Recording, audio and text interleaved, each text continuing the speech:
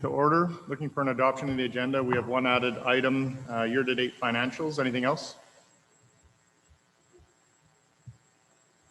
I'll look for a motion. Moved by Councillor Blatz. Those in favor? Opposed?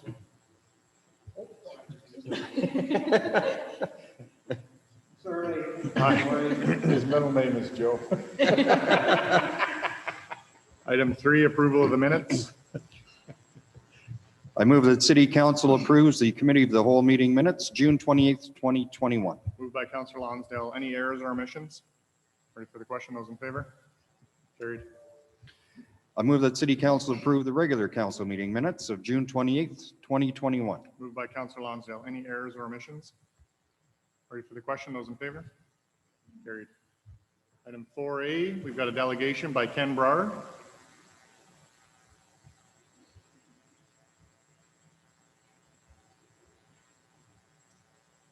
We'll move along to item 4B, Cal Baird.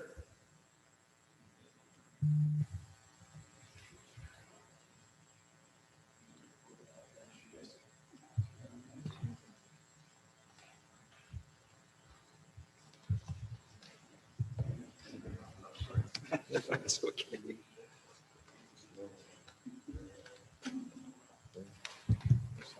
Morning, Mr. Baird. Morning.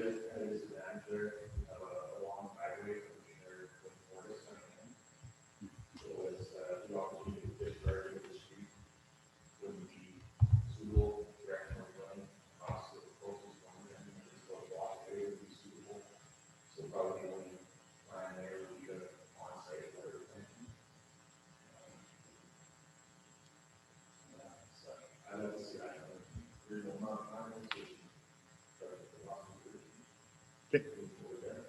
If Kathy or Sue can speak to this and let us know what the plan is moving forward.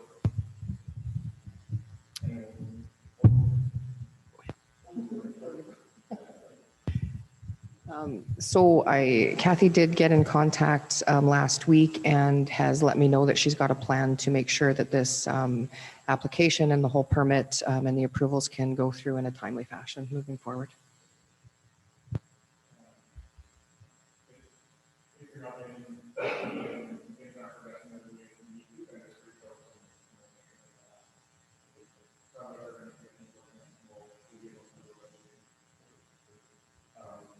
The next thing I want to discuss is I have a meeting in regards to firefighter enforcement. And so this piece of property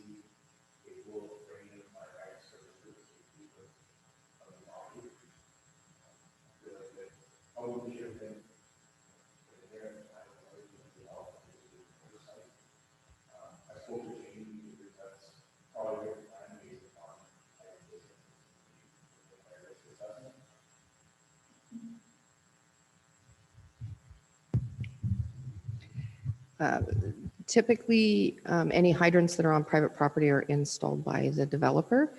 There is an option to put a storage right onto the building, which is equivalent, the fire department hooks up to that instead of a fire hydrant, but we can certainly look at it and see what we can come up with.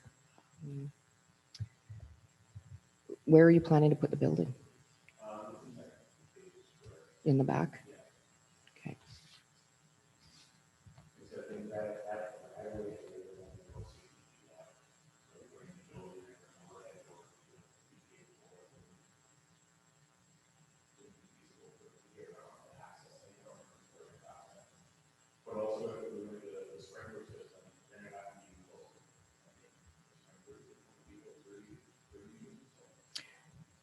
No, we can run the line in. We could, I could meet and Kathy could meet with you offline and go through what the options are, but typically on a private property, the developer is the one that puts the hydrant in. But we can certainly look at it and see. I mean, to me, this looks like an old road allowance and a bit of an odd subdivision. So we can look back through the history of the subdivision and see if the city should have known that this was going to be needed. And in that case, we could look at what we can do.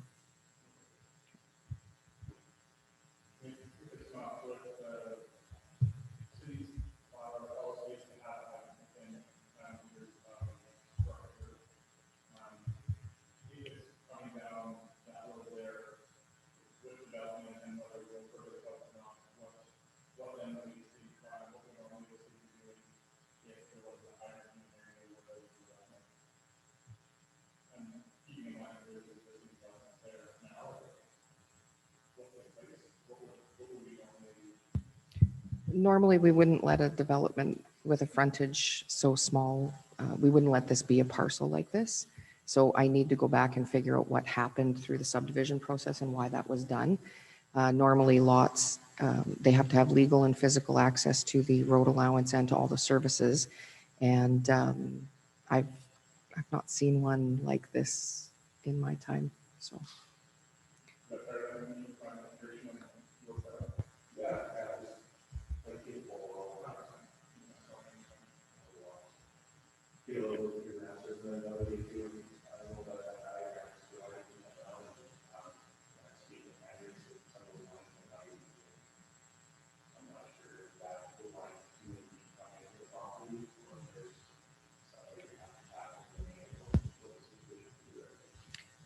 They do go in. We fixed a leak there a couple years ago.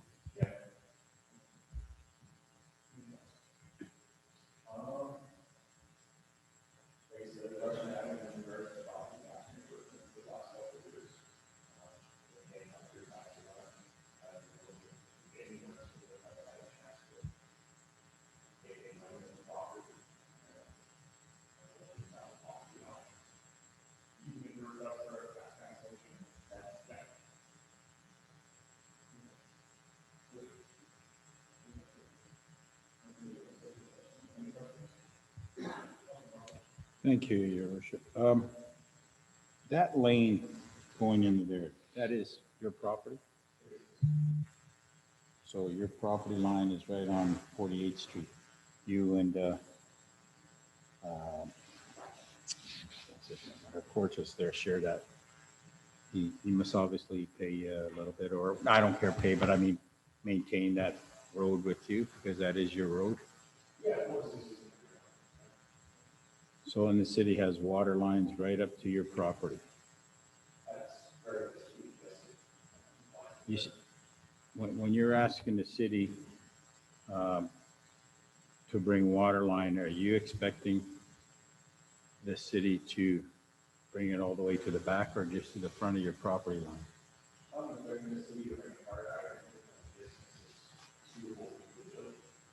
But there is one right across the street, because if you, fire hydrants could be half a kilometer away from each. If you were looking at your question, my question is, then every businessman in town would want a fire hydrant in front of them for insurance purposes. So if they're 400 or 500 feet from the nearest one. Well, every business in town has a fire hydrant, other property, but the issue with this law is subdivided. There is a fire hydrant that is in front of my property. So basically, subdivision, I can't build it right now. Because if I build it,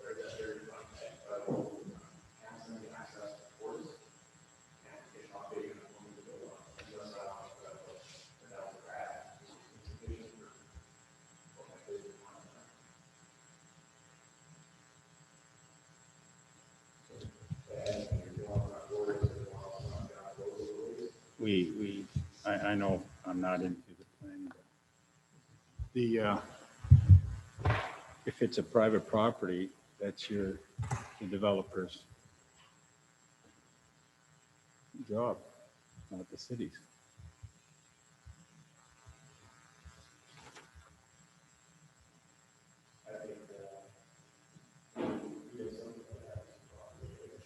But you bought it subdivided, you knew what you were getting in there.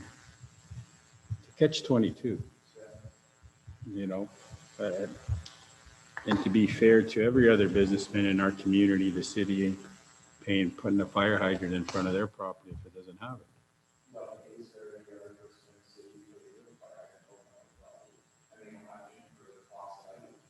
I don't. And I'm half a mile from the nearest fire hydrant. I'm not bringing it, I don't need it. I'll just pay the higher insurance rate, whatever they do.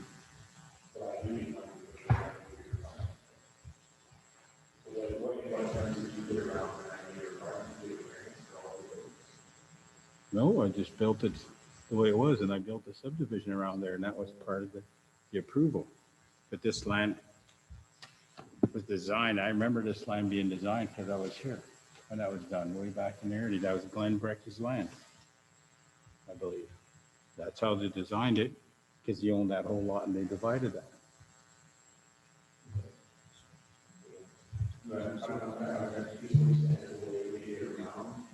No, I don't think there's any way around it. Is what I'm saying is I don't think the taxpayers, the city, policy of our cities, we provide water and sewer to your property line. Wherever you want your building, that's your choice. But what I'm trying to say is you're asking taxpayers to pay for a fire hydrant.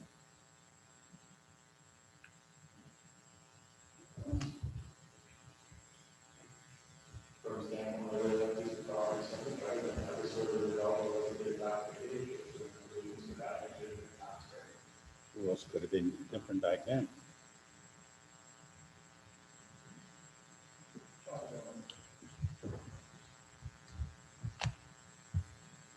So if,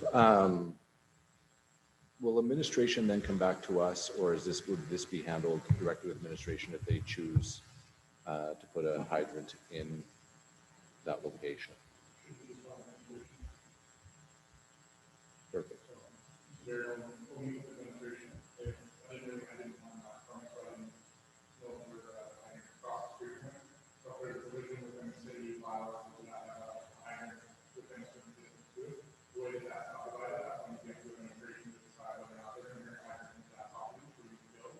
Or if that hydrant on the corner is adequate for you to build, or if you need to have hydrant brought into your property so you can build and it'll be at your expense. That would be up to administration to work with you. And then anything else, is there a difference on that? Sir? I'll give you a period. They, administration will let you know. And then with that, I will do the work. Potentially, but I do see a solution here.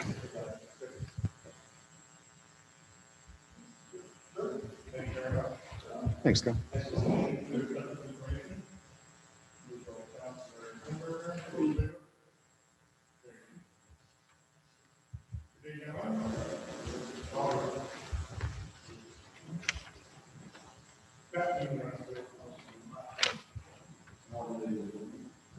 Morning.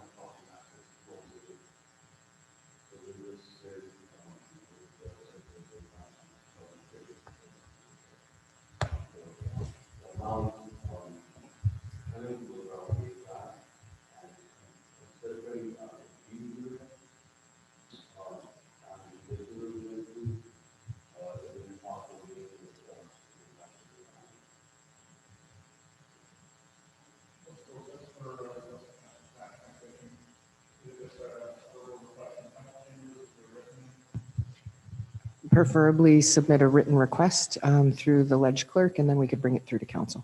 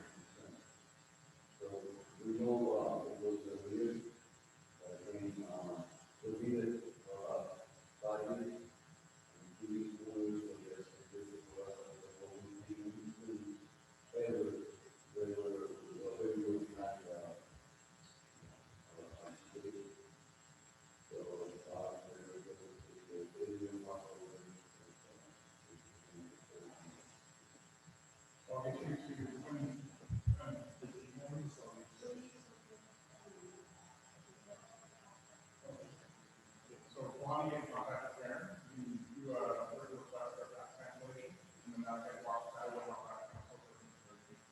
So just get hold of Karen and send it back. So just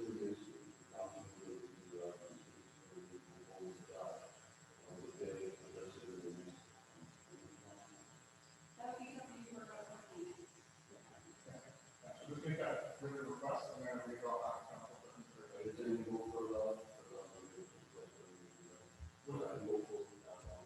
Without seeing the written request and my deliberation through council, I can't have you speed it, but yeah, definitely go to that process. Absolutely. Thank you.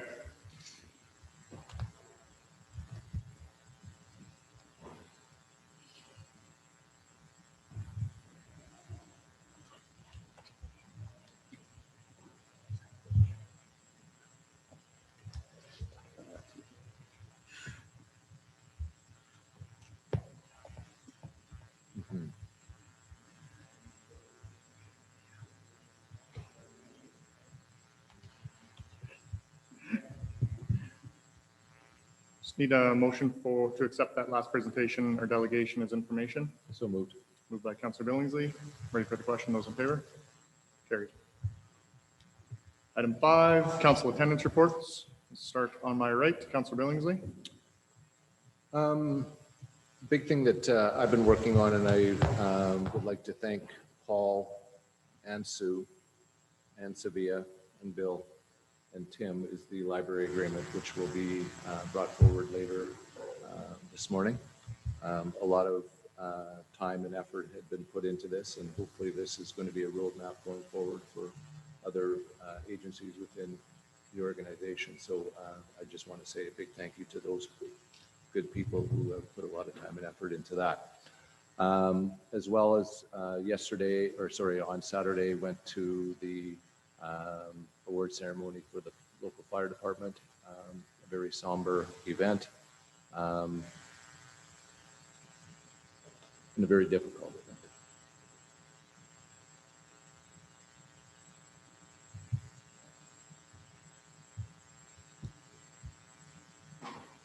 Thank you.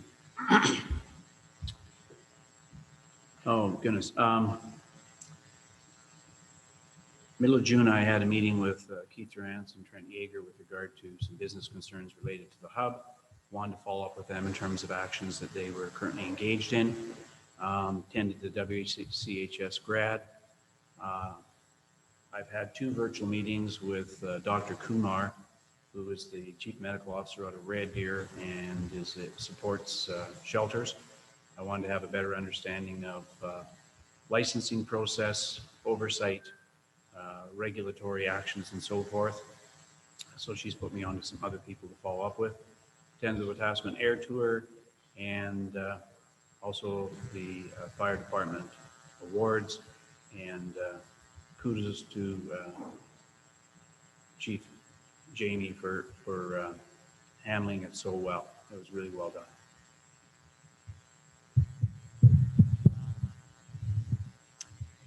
So on Canada Day, I attended the Legion pancake breakfast, and there was a really, really good turnout. And also the speeches were very, very well done. A lot of them had to do with the bodies that they're continuing to find at residential school sites.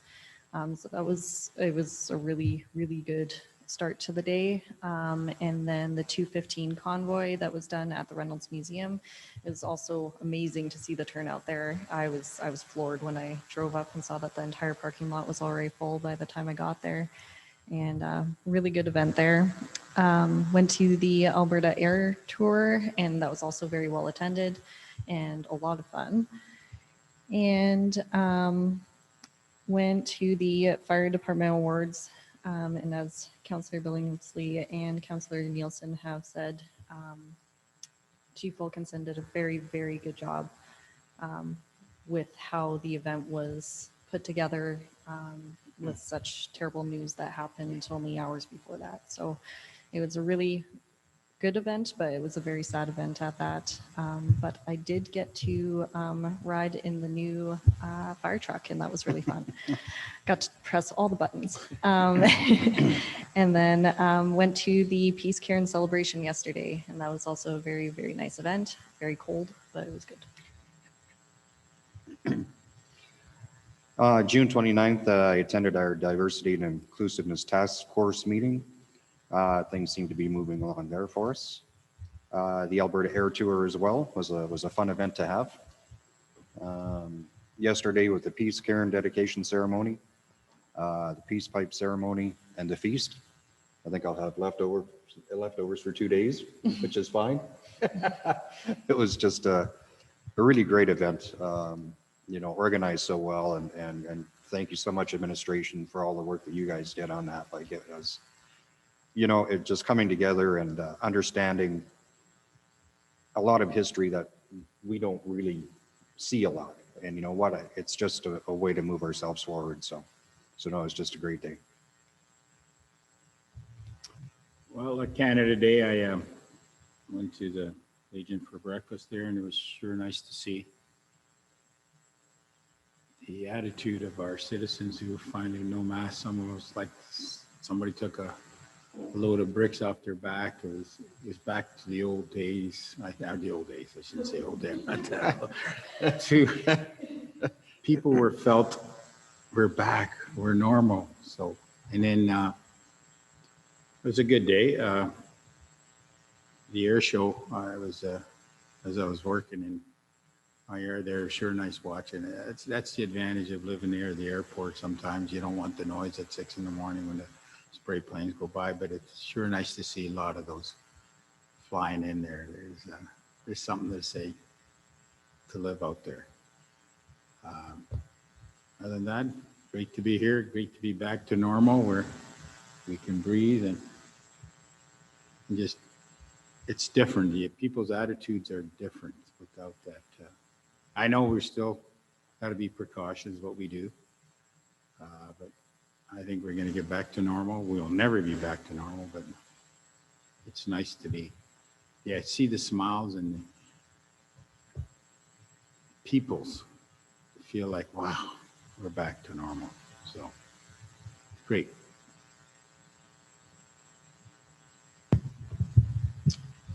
And I really don't have nothing to report on because I was trying to have holidays end of June and first part of July with my business, not trying to complicate things. So I really don't, other than just communications with local residents and so forth. That's about all I had on my plate. I had the opportunity to meet with a number of ministers in Calgary last weekend. Sounds like there'll be a couple more grants coming out, and hopefully one of them will be a rural hospital grant to follow up with the one that they had just done. It was pretty successful from what I heard from Minister Shandro. I echo the same events that some of the councillors were at, and this weekend was a little bit of a tough one. And the Peace Cairn rededication, piece number 2. I'd like to thank Ren and all of the staff that put in countless hours to make that happen. Ren's ongoing support in building the relationship with administration between the 4 nations and making sure that an event like that can go off without a hitch is pretty impressive. So thank you very much. Look for a motion to accept as information. Moved by Councillor Hillgartner. Those in favor? Carried. Item 6A, bylaw 1997-21 land use bylaw amendment. Welcome, sir.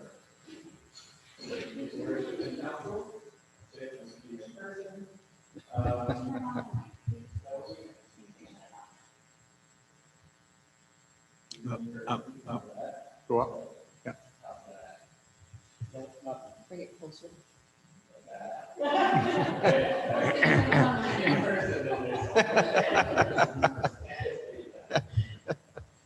Well, thank you. This is the first reading of the land use bylaw amendments that were first presented to the whole. And at that meeting, I went through all of these pretty intensively, and so this list is now being put together into a bylaw. So this will be I won't get into much detail now because I did technical and get an extreme amount of questions or discussion about it. I will highlight that there are 2 items that were presented at the April 12th meeting that we have amended since after internal discussion. And so the first one is that the proposal with the fence permits would require any development permits. After looking a little bit deeper into how we do those fence permits, we determined that it would be better to require a permit for all fences in the city. This will be just a procedural permit. It won't have a fee attached, which is the way to get out. There's no fee for a fence permit. So that will be the same. The biggest change is just that we will now keep it in the land file. We determined that that would be ultimately the best way to report. It won't increase our workload really, considering we do review them all and stamp them now. We just don't put them in the file. So going forward, we're going to keep them in the file. The other change, or the other difference, I guess, that wasn't mentioned in the intro was that we brought back a few or most of the proposed changes to the sign regulations.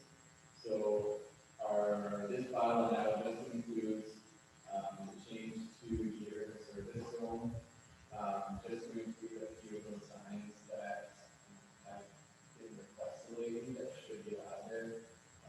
There were quite a few other changes that we proposed at April, but we decided we'll keep all of those the same right now and do an actual specific consultation and procedure around sign rules. So we do that separately.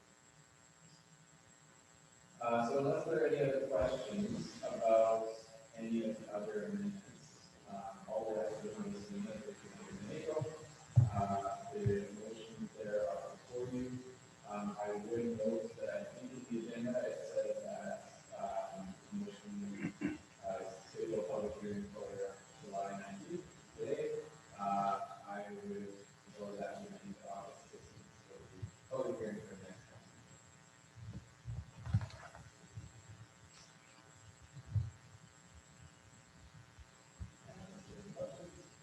Councillor Nielsen. Thank you, Worship. The fence permits, Andrew, I know there's no fee attached to them. Are we talking about first-time fences, or if I choose to simply replace a fence, do I need a permit to replace an existing fence? Yes, under our bylaw, you do. However, you don't, the permit itself really just requires a site plan, and so we don't have details about what we're fencing made of. Yeah. Just do a chain link and see your site plan the same. We really Okay. The second Sorry, question. Councillor Nielsen, just on that, on the fence thing, then is it explained or is it done through planning and development that a fence, so just because the fence is there now, doesn't mean that there was a permit pulled to begin with in the first place, that we're assuring that it's on where it's supposed to be, whether it's made of whatever is irrelevant, but it's not taller than 6 feet and it's following, yeah. And that's why we required the permit up to now, is because people didn't know it was legal, that they didn't know where the property line was, and so that's why we did take the permit. And as mentioned, the problem with not keeping the file, we don't know when the landowner comes in and says, well, my fence is here, so I have to approve. We don't have anything in the file to show that. Yep. So going forward, we can And that's explained then to the person pulling the permit. Okay, sorry, go ahead. Thank you. And I know you're going to be coming back to the signs, but when we talk about, and we may well have talked about it before, but when we talk about discretionary use of signs in certain areas, what does that mean? That if I want to put up a discretionary sign, I need to seek approval from somebody? Yeah, so the discretionary and permitted classifications are something that's actually set out in Referendum for any development. And so that's actually something that we are going to look at when we look at the signs, how we approach signs at all, is we use discretionary use versus permitted. So the only difference is that permitted use, if it's identified as permitted use in land product, the government approves. Right. Discretionary, we can say no to it. So that's one. And then my last question is in relation to parking spaces under the new land use bylaws. Did we change a significant number of requirements with regard to number of parking spaces through that bylaw? We didn't in this case, we didn't change any, we didn't reduce any, we just added the requirement that the local use that one. Just the one? Okay, I'm good, thank you. Does somebody need a permit to put a sign on their residence? Yes. Yeah, there are, right now, that section is a little complicated, so that for we do. So, yeah. So then would the approval of the sign be based on size, construction, and what it says, or just based on size and the area? We don't review what it says, it's just, yeah, sign, size.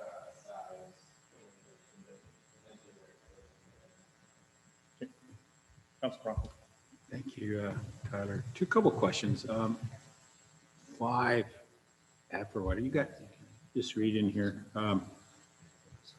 Person wishing to excavate, strip, or grade land. Does that mean if somebody was to have their backyard and they had a really bad landscaping or wanted to replace all their yard with sod, they would need a permit for that?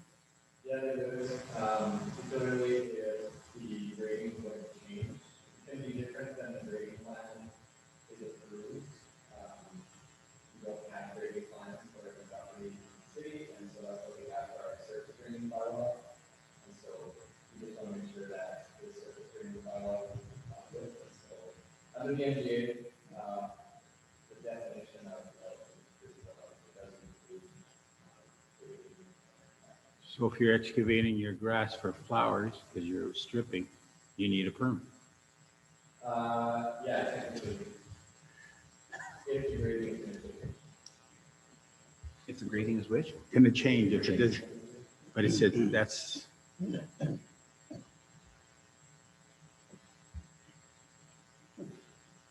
It's a tough one to swallow. I could see if the grade is changing.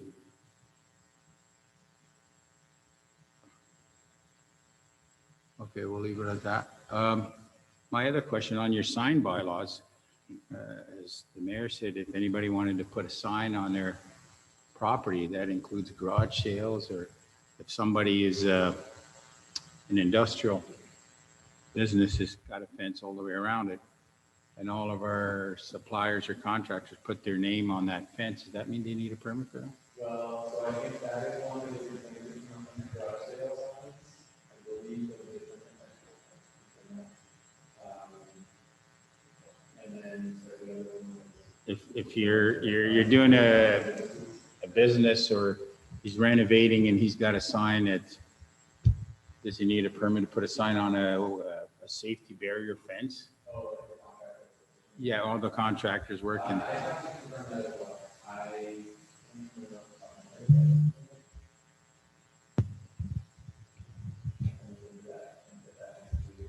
Because, even when you build a house, co-op will build it, they'll drop off your signs and they'll put a sign in lumber supplied by co-op or by Home Hardware. It's I don't know. That's fine, just, we can get the information back. Yeah. Thank you. Councilor Nielsen. Following up on Mayor Gannon's comment about, your question, I guess, about residential signage. So all we care about is the size and where it's located on the property, blah, blah. We have no concerns about content. Not for the land follow-up, but there was a concern about content that might fall under the standard follow-up.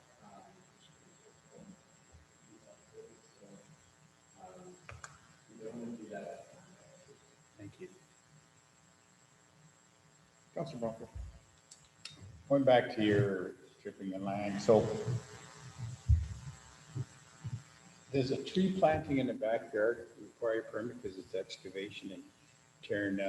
I understand city permits on city property, you do need a permit to put a tree on. But if you're changing the slope of your backyard or your front yard on your own property, you need a permit to put a tree? No.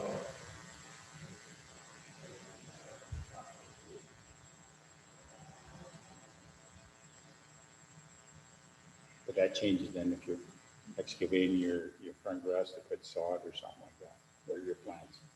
Well, it's greater than if you're in your garden from the sod, the grading is the same.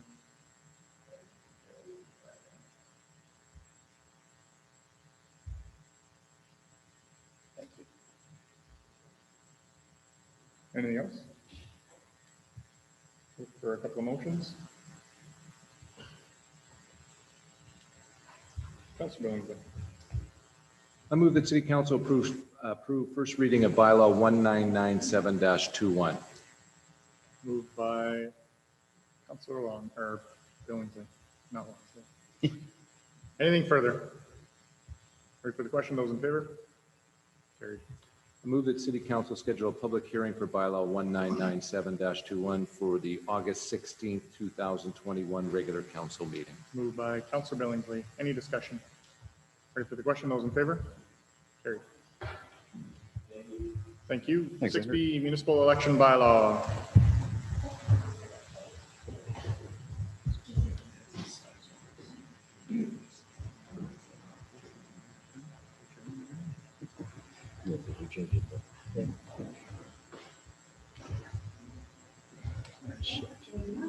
Morning.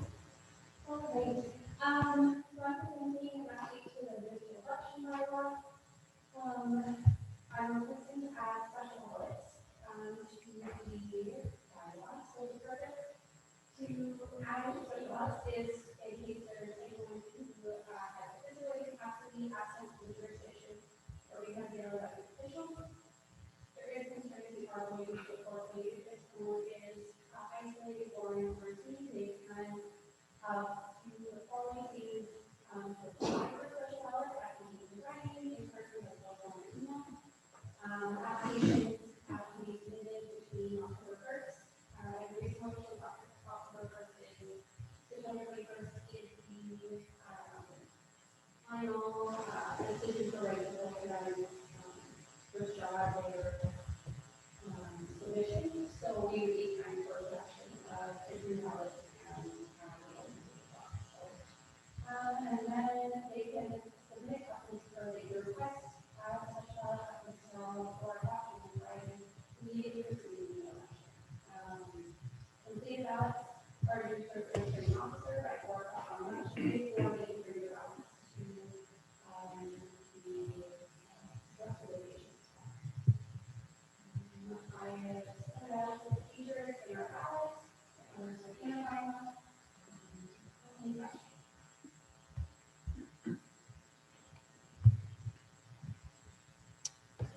What are we going to do, or is it just added to the ballot that we would have for election day with the referendum questions? And can we get provincial funding, or is that part of the provincial funding that they're offering? That's right, the provincial funding that they're offering. We have 3, technically on the day of election, we'll have 3 ballots. One will be ours,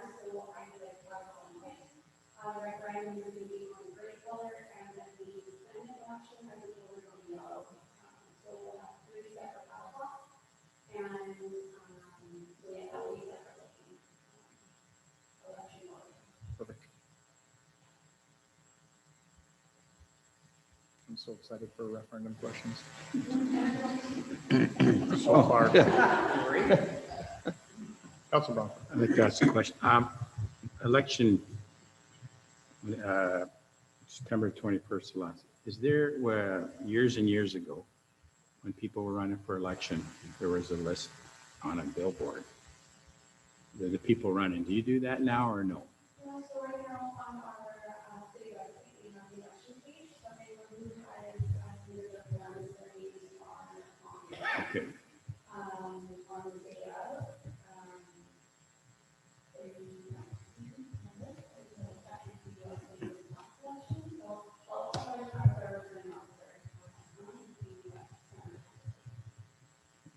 Thank you.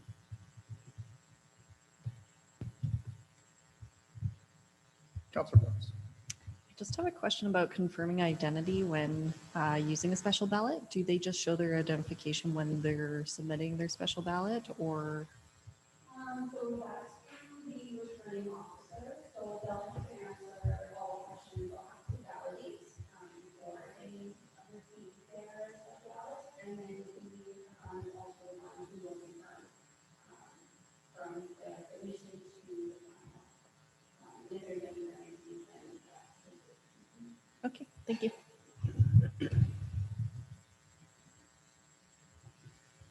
Anything else?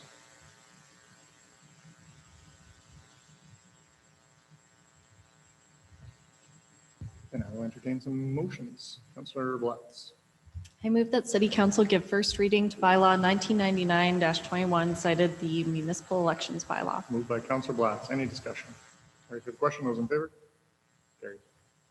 I move that City Council give second reading to bylaw 1999-21 cited the municipal election bylaw. Moved by Councilor Blatz. Any discussion?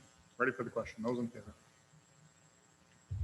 I move that City Council give unanimous consent to move to third reading for bylaw 1999-21 cited the municipal election bylaw. Moved by Councilor Blatz. Any discussion? Ready for the question? Those in favor? Carried unanimously. I move that City Council give third and final reading to bylaw 1999-21 cited the municipal election bylaw. Moved by Councilor Blatz. Any discussion? Ready for the question? Those in favor? Carried. Thanks, sir.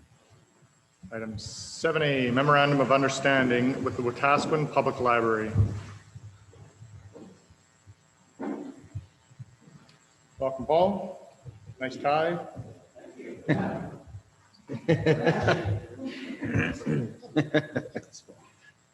Council, today in front of you, you have the results of what was work of the city task or the Wetaskiwin Library Board, and in our city administration since the beginning of the year, January 2020, we started having formal conversations about a new memorandum of understanding. The original agreement is attached here to the report signed on September 19, 2017, and expires on December 31st of this year.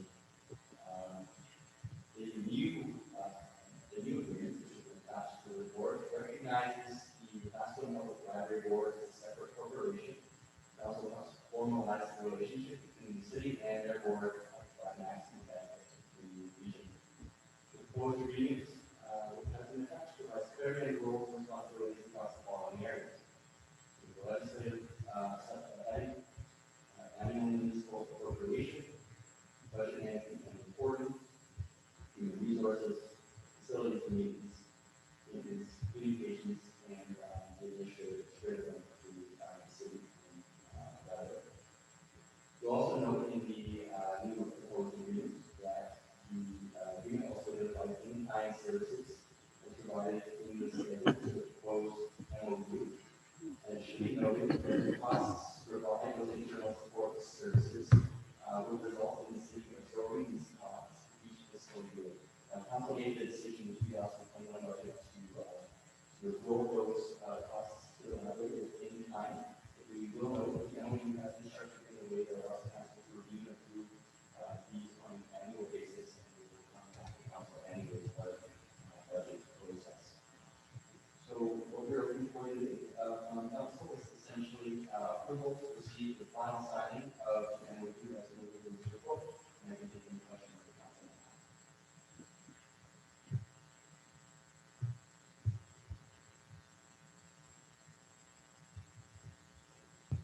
Councillor Nielsen? Thank you, Worship. Paul, clause number 10. We'll take a motion and then we'll get into it. Oh, I'm sorry. That's okay. I'll make the motion. I move that City Council approve the memorandum of understanding with the Wetaskiwin Public Library dated July 19th, 2021. Moved by Councillor Billingsley. Go ahead, Councillor Nielsen. Thank you. My apologies. How do clause number 10 and 12 impact the request from the city? So the one talks about the board will work to achieve maximum levels of funding from supplementary resources. And the next one is the ability to do charitable donations. So will either of those impact the amount of money being requested from the library? So as they drive their revenues up, is there an expectation that our contributions go down?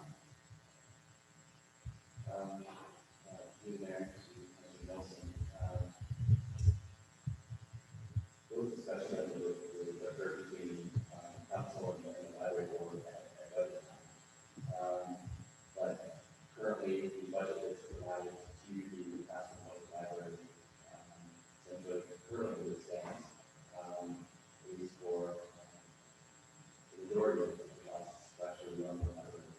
There's nothing in the agreement that suggests that as the revenues increase, at least that we get revenues from other sources, that the funding needs to change at all. And so like those are conversations that have to happen. At budget time, we take bring the presentation, we bring the past annually to council to ask them those questions, to them respond. So then, what comes before council?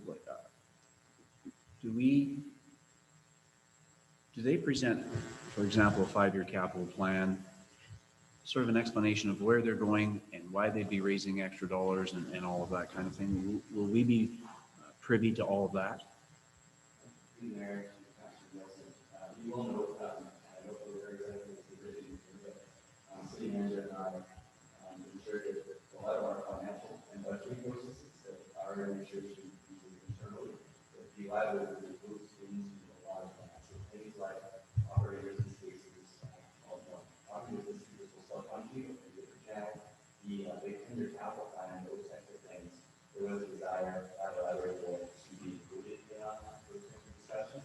So for example, the future of a new library building is coming before council, that was ever happen.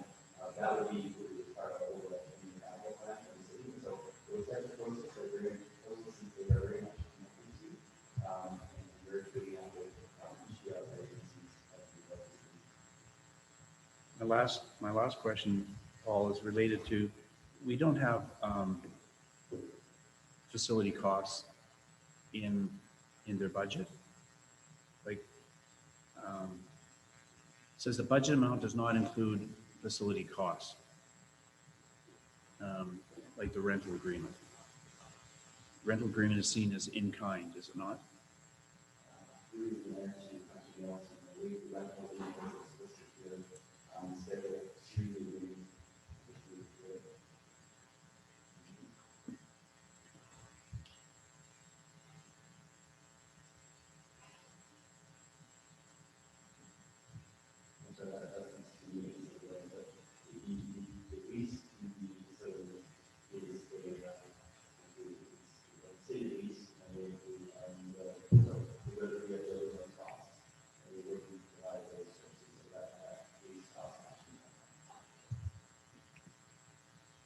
So could you help me understand the thinking in terms of excluding that from having them lease the facility? We provide the funds, but put the costs of operation on the actual library board for transparency, as opposed to holding that out and calling it an in-kind service.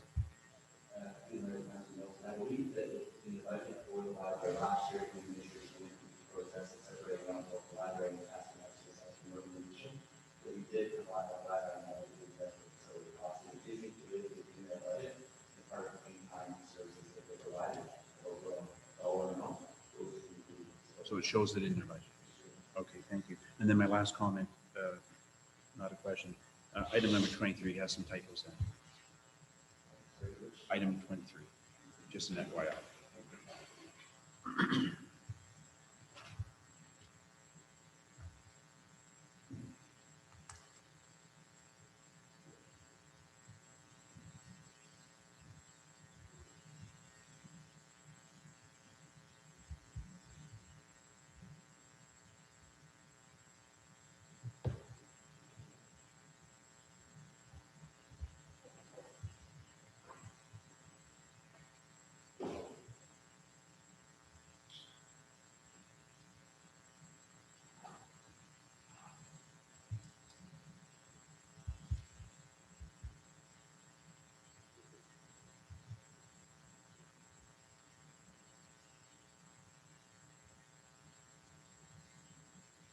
Anything else?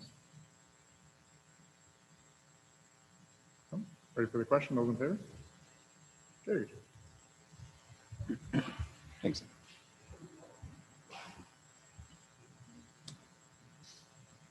Item 7B, request for retention of unit number 234 hydrovac unit. We can absolutely take a timeout.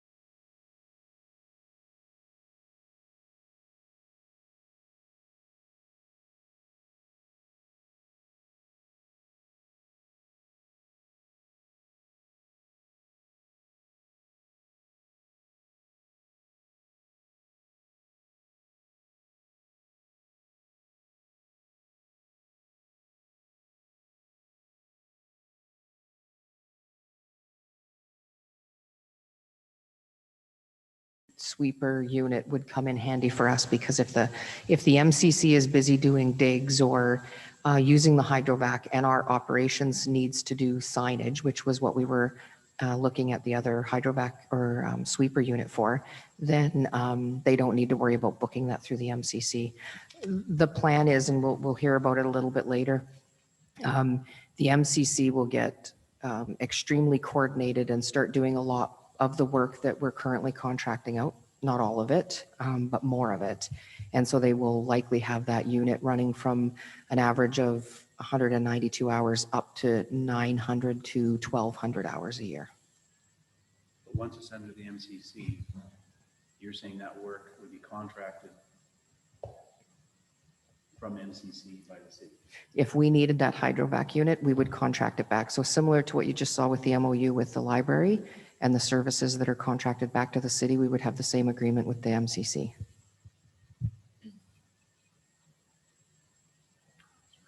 And also retaining that asset and transferring it to the MCC helps with the, it helps the MCC with their assets and their bottom line with all of the value of the company. So then in the event of a repair on the hydrovac, MCC would contract the services of the city to do that repair? We don't do those repairs right now. We contract that out. Thank you, I think. Councilor Bronco. Thank you, Tyler. What is the unit rate? We rent that out internally. I'd have to go and check the budget numbers for that. So I don't have that right now, but I can get for you. Thank you. Councilor Billingsley.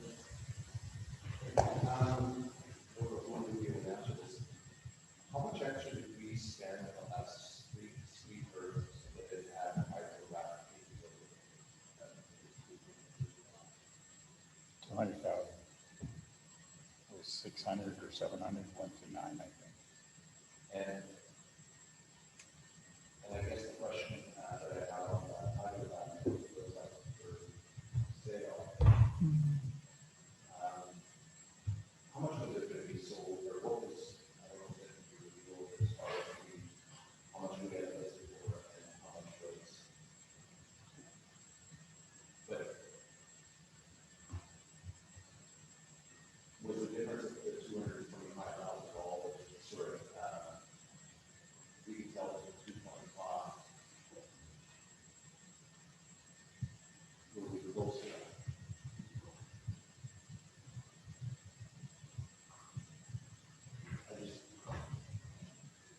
We were sold on the whole idea of having this super sweeper.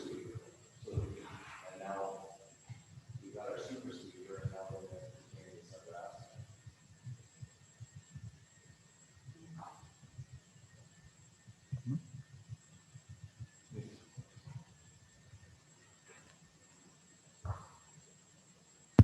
asset. Through the chair to Councillor Billingsley, the sweeper, the hydrovac unit on the sweeper does not have the capabilities of the standalone hydrovac unit. So when we looked at that, it was more from a transportation perspective. Right now, they're using, they were the only ones using the hydrovac for the most part, and they were doing it for sign installation. And this new sweeper unit has the ability to do the sign installation for them in those little locates. It does not have the ability to dig a big hole like the utility one, the standalone unit. So they are different as far as that goes.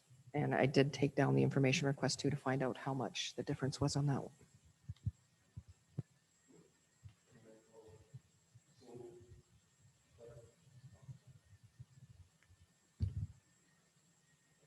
I don't know what the hourly rate for a hydrovac is.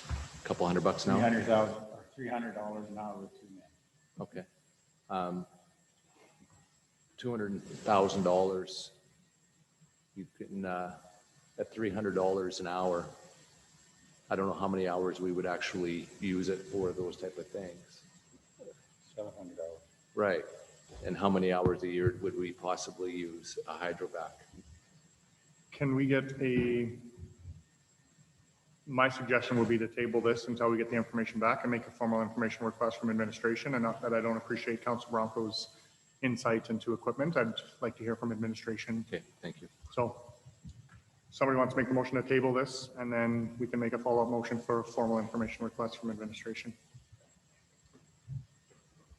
Councilor Hildgartner. I will make a motion to table.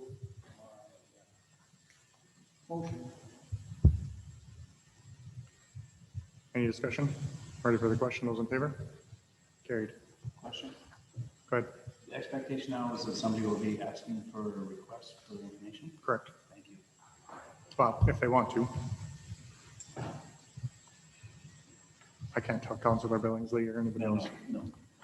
But in the event that there isn't a request for information, this is tabled, what is the outcome? I think there should have been a date then set for when it comes back, so. Is there a date that it comes back, or does it just expire after a certain time period? It expires after 2 years.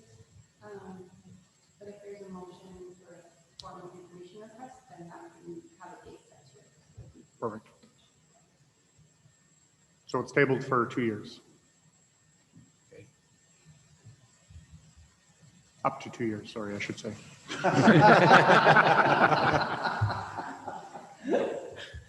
Nobody can talk about it again for at least 2 years. Councilor Hildgartner. Question, Sue. When you bring it back to, you will have in there, like I know the huge hydrovac, and it will be down more than 16 feet. Down to our services and so forth. We also have like the time that it takes, like when you have something like emergency, like say a sewer break or anything like that, where we have that on standby right now versus contracting out for a big contractor to come in with the time delay and what it costs. Would that be all the different? Yes. Perfect. Councilor Billingsley. So Tyler, can I make a request for information? You absolutely can. Thank you. Do you need more direction on that?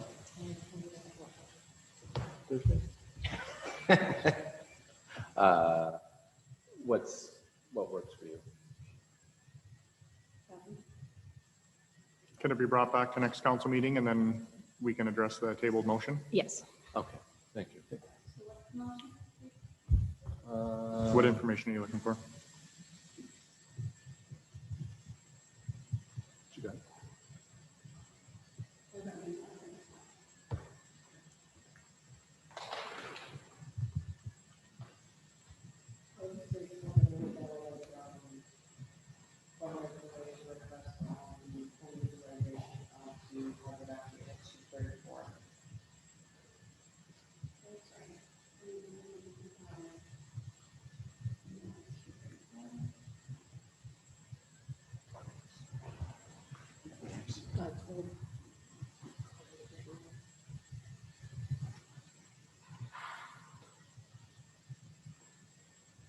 Directs administration to bring back information.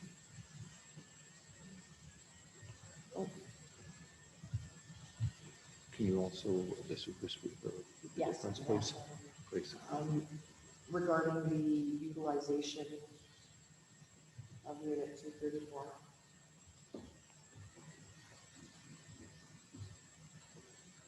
And then also bring back the information on the sweeper. Did we order that yet? You know? The tender goes out this week. So that, can I stop you there? So that sweeper has not been purchased yet. So it is possible we could not go with a super sweeper. Super sweeper. Right? It's approved, like it's I approved know, for the budget, I know. so we would have to make that motion as well, so.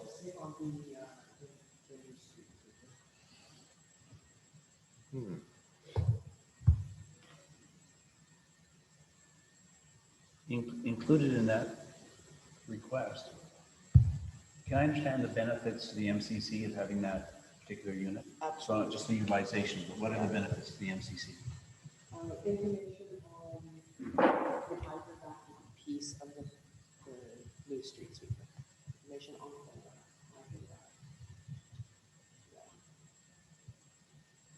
hydrovac functionality. And then the last piece would be an information on how Unit 234 would benefit the MCC.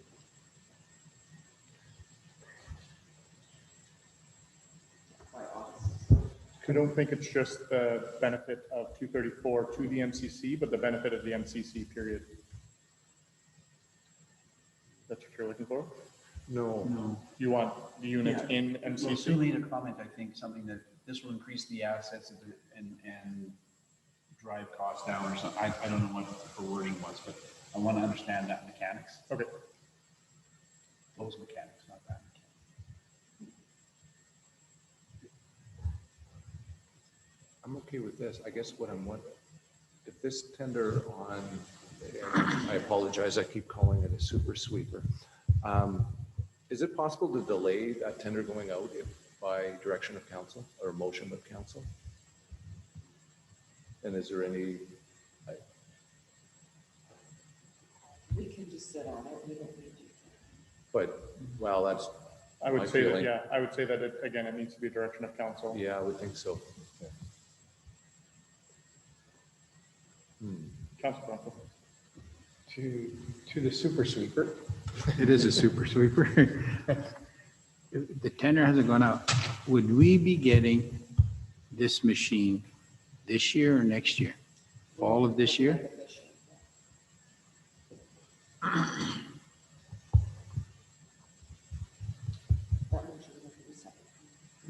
Yeah.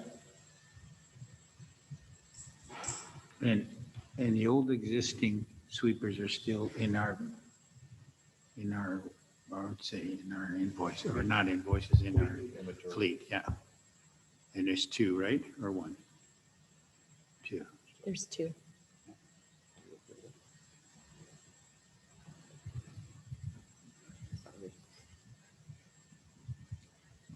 Anything further to Councillor Billingsley's motion? Councillor Nielsen? No, not to the motion. Ready for the question? Those in favor? Carried.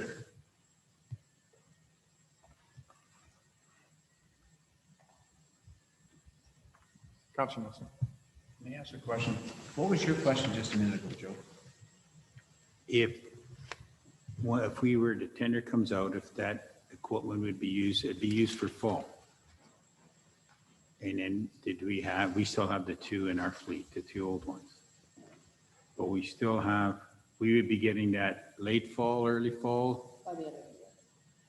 Well, We said December 31st, 2021. so in that aspect, if we don't use it for clearing out our leaves and dirt by fall, then why not wait till spring of next year? Now, but it's in a budget, but people are paying for that machine, or the budget we allowed, and there's no tax. Okay, forget it. So in the capital project charter, it says this style of sweeper has one engine to power everything. The old one has two, which means 2 times operating cost, blah, blah, blah. The new sweeper is approximately $340,000. Our current trading value on these sweepers are $80,000 for the 2017 and $65,000 for the 2016. So did those two sweepers go to auction until the other ones, until the new one comes in, after which they'll go to auction? We're expecting this return on that.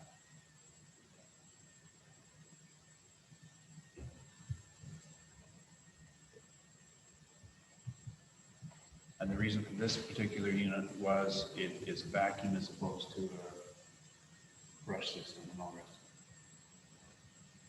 There were several differences between Yeah. the ones.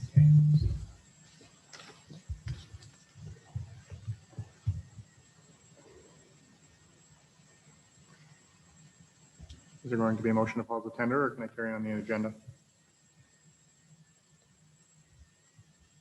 I think I should.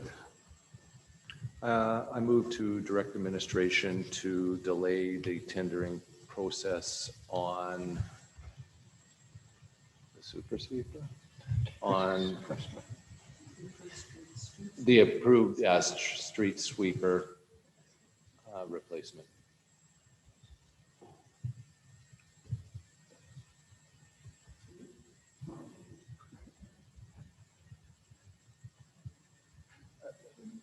Just for clarification on that, would we, let's say the super sweeper is the right one, we still would, even if we delay it, would we still be able to get it by December 31st? Like, is this something they stock, or is it like the fire engine or fire rescue truck where it has to be built, custom built?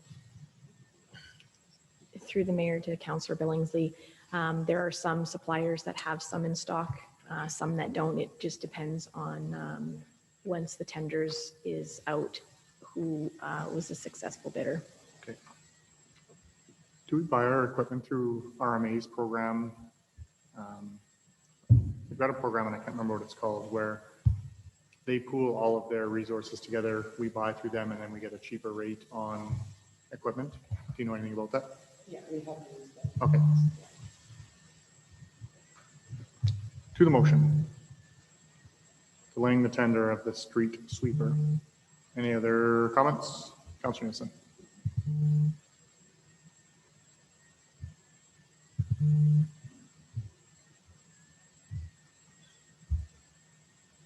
No. Ready for the question. Those in Councillor Lonsdale. Through the chair to Councillor Billingsley, you're just looking for the delay until we get the information back that we're going to be receiving at the next council meeting? Yes, Okay, yes. okay. Just needed some clarification. I wonder if that needs to have a date then. No, probably doesn't.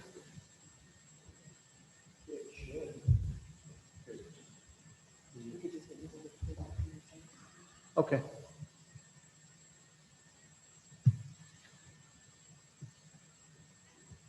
We're good? Ready for the question? Those in favor? Opposed? Carried.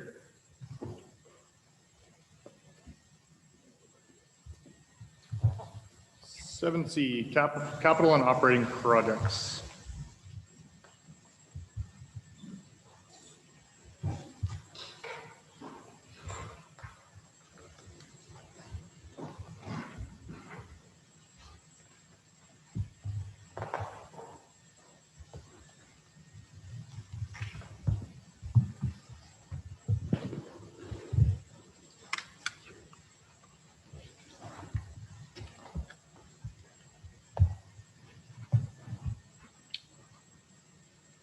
Welcome, Mr. Harris.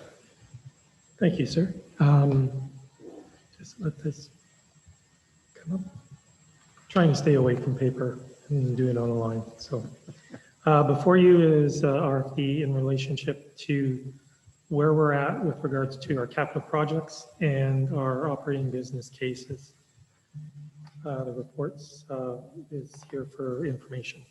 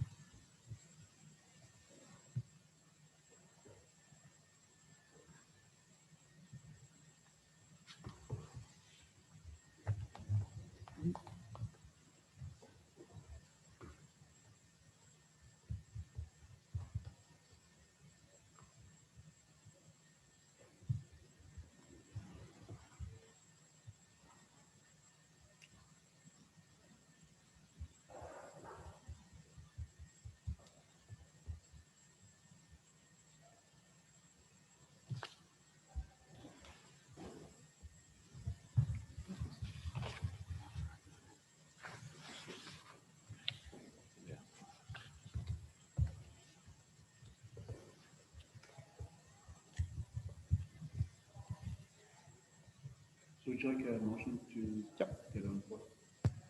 I would move that this report be received as information. Moved by Councillor Nielsen. Any questions? Councillor Nielsen. I see under the capital projects, there's a number of projects that were budgeted, tendered, came in over budget, and are reported as being carried forward to 2022. So I'm assuming the dollars will stay in the budget as a carry forward. My concern is when we were talking about budget, we were talking about getting the budget done, getting the tenders out, and being the first hog to the trough and getting all these really good prices.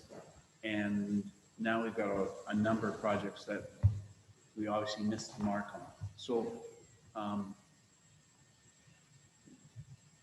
what happened in somebody's mind? I don't know who I should be directing this question to.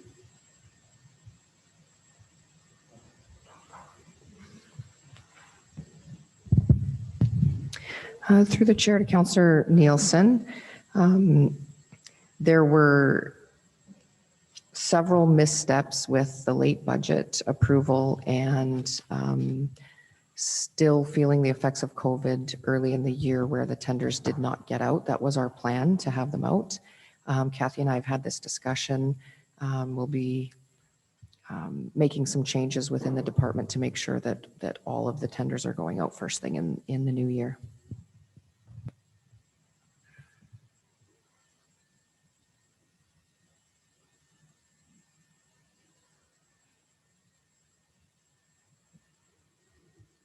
May I again? Mm-hmm. And maybe, and I don't mean to be facetious with this remark, maybe I need a makeup course on tender process.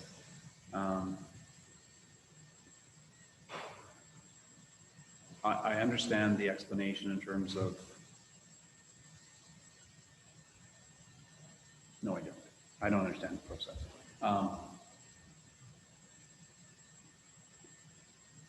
But is simply working from home an explanation why we couldn't get tenders out, or I mean, I'm not interested in getting down in the weeds and pointing fingers. I guess I'm just saying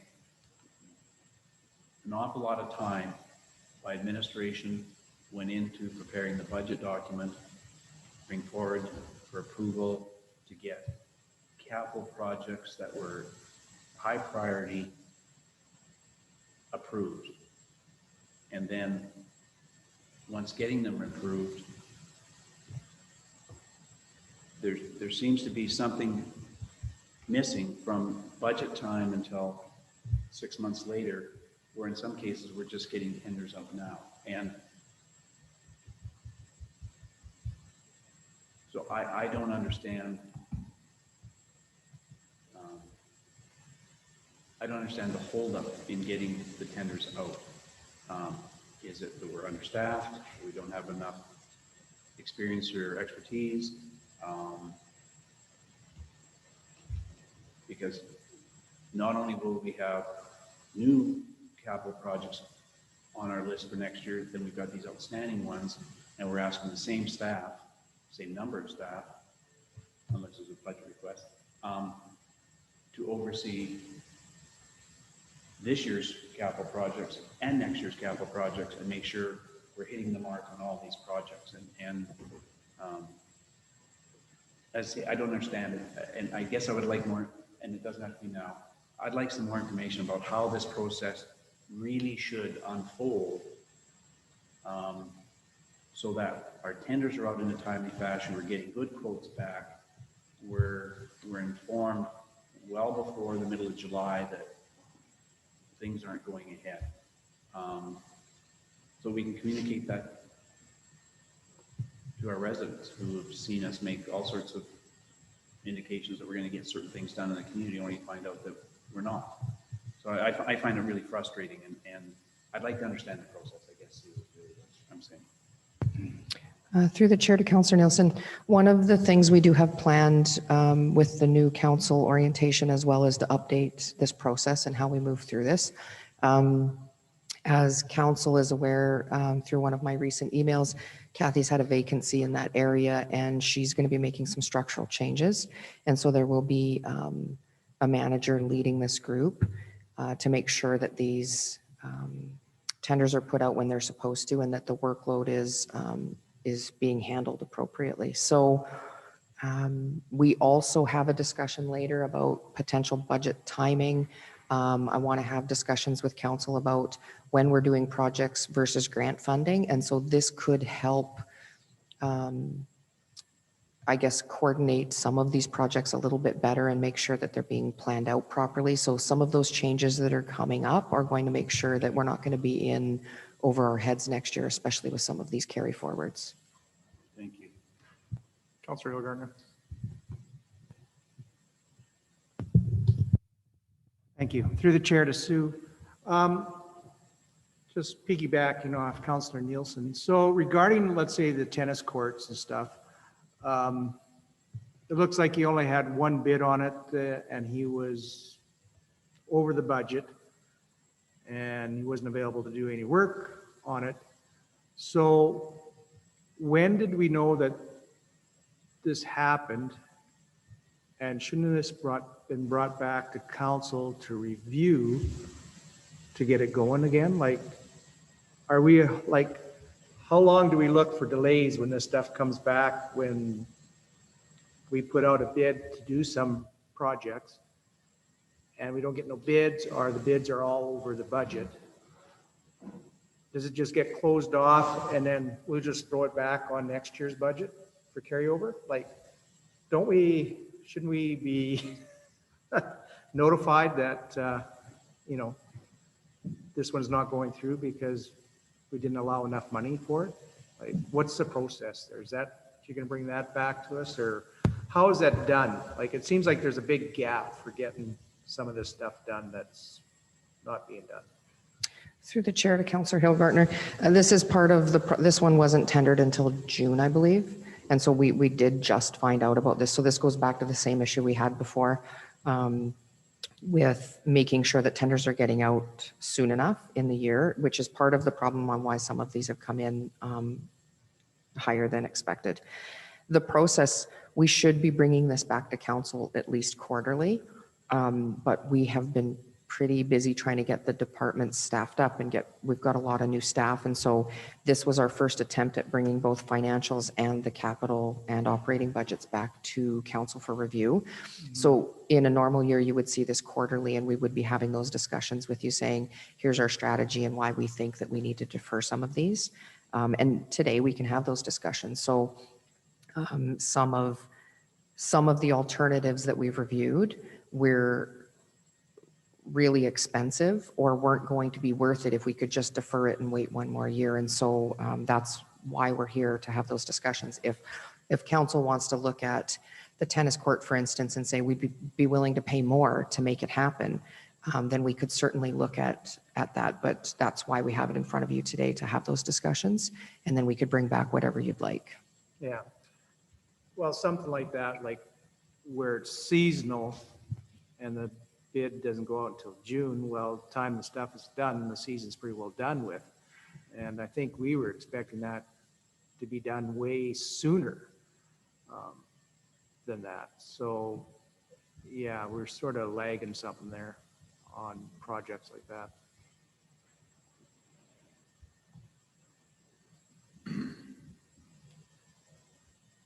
Anything else? Councilor Bronco? Tyler to Sue. Sue, so any tenders we go right now, we're releasing probably the time we're at next week will be middle of August. The chances of those not being completed this year and a carryover till next year again. So wouldn't it be better just to put everything out for tender after January and then start first thing in the spring? Probably get better prices. Through the chair to Councillor Bronco, that's what we've suggested. Thank you.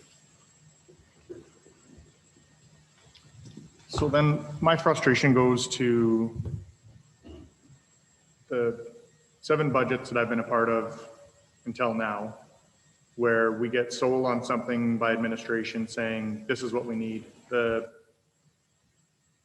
immediate action on the buildings that were in total disrepair that we had broken down into must-dos right now, having a surplus from 2019 into 2020 so that we could get the work done. We had approved almost 2.1 worth of projects to be done on projects deemed by administration that were emergencies that needed to be looked after. And the tennis courts were a priority for council. When things come in over budget, outside of what the CAO can approve, why then is that not? And I don't know when these budgets or the tenders came back, but they were over budget, and I understand we get a chance to talk about this right now. But how does this then change the dynamics of what council approves for a budget to now, than to have things carry over into a next year, regardless of whether it's an election year or not? What does our budget look like for 2021 if we didn't approve these projects that were brought by administration to be such high priority? And then to have it come back saying that it came in over budget, there's no information to council on how much over budget, or a special council meeting called so that we could discuss what we could work on or what we can't. If we change a project so that 2 or 3 of the projects that we expected to be done in 2021 could be done, utilizing some of the budget room from other projects that wouldn't be able to get done until the following year. Coming out of a year with a $2.1 million surplus, where we had some room to be able to get through some of these projects, as opposed to administration deciding that it came in over budget and they're going to push it off to 2022. Then my next budget cycle for 2022 is going to be full of questions on, okay, so I understand that you're telling me that this is something that we need to do. These are priorities, this is an emergency, but I've been told that for 7 years, saying these are the things that we need to do, these are priorities, these are emergencies. And we continue to get reports back on things being pushed off to the next year, repairs on the roof of the Memorial Center that needed to be done that didn't get done. Like all of these things that keep getting pushed off but get sold to us during a budget process really break down trust between council and administration. So I don't know if there's a policy that we need to implement, or if there's a way that we can get back on track for a project that comes in over budget when the tender comes back, on how it gets brought back to council so that we can then make that decision on what our priorities are based on the money that we approved in the budget for that year. So the 2 ice plants that we might be able to bring down to 1, where was that information when we were given the list of things that needed to be done? And when it comes in over budget, all of a sudden now we find a way that we might be able to get by on just 1. Why wasn't that the option when we approved the budget for 2021? I get really frustrated in a communication breakdown between administration and council.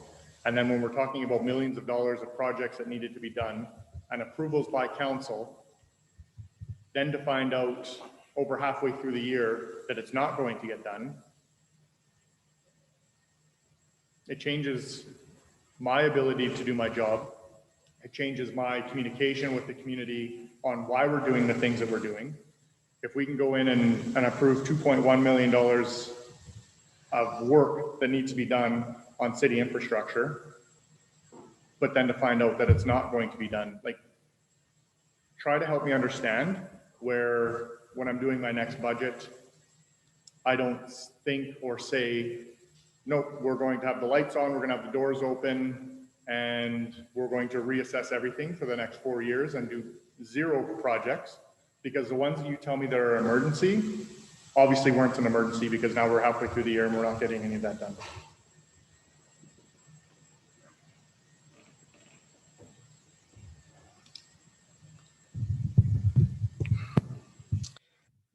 To the chair, I understand council's frustration with this. If I use the facilities as a good example, we made a decision as administration that we needed a manager of facilities, and so we rejigged some positions within to create that. Had that person been in place when we were actually doing these facility reviews, we might have been able to see that option there. And so when the facilities review came in, the consultants did a review based on what we have, and the replacements are like for like. They did not look at efficiencies. So now that we have people on board that are looking at that specifically, they are coming up with new ideas. That shouldn't happen in the future because we have someone now who really focuses on facilities and knows what can and can't be done. So they're going to help us with that. Things like the tennis courts, again, there is no excuse that the tenders all went out as late as they did. But for that one, the contractor was the one that said they couldn't come back until 2022. We're saying that we're looking at other alternatives right now so that we could come back to council. One of those alternatives, and still get that work done in 2021, one of those alternatives is to just completely rip out what we have and do asphalt. So we do have options, and administration is reviewing those right now. And we plan to bring those back for consideration. And some of them, we have a company in that's doing overlays not until September. So technically we could get that work done still this year. The timing's not great, but we are still looking at a lot of these to see what we can get done in this year. I absolutely understand council's frustration. It's valid, and we are making more changes like we did with the facilities manager to make sure that we don't run into these issues in the future.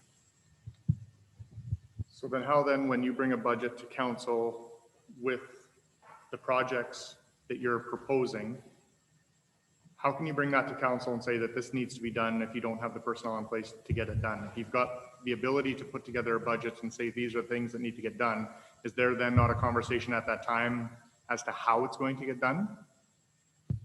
So the project manager can manage the project. They don't necessarily need to be a facilities expert. What I was saying was that with the facilities expert in place now, they're coming up with different ideas and showing us the ability to do things a little bit differently other than the status quo. And that's when we started looking at how we might be able to do this a little bit differently to still get the work done.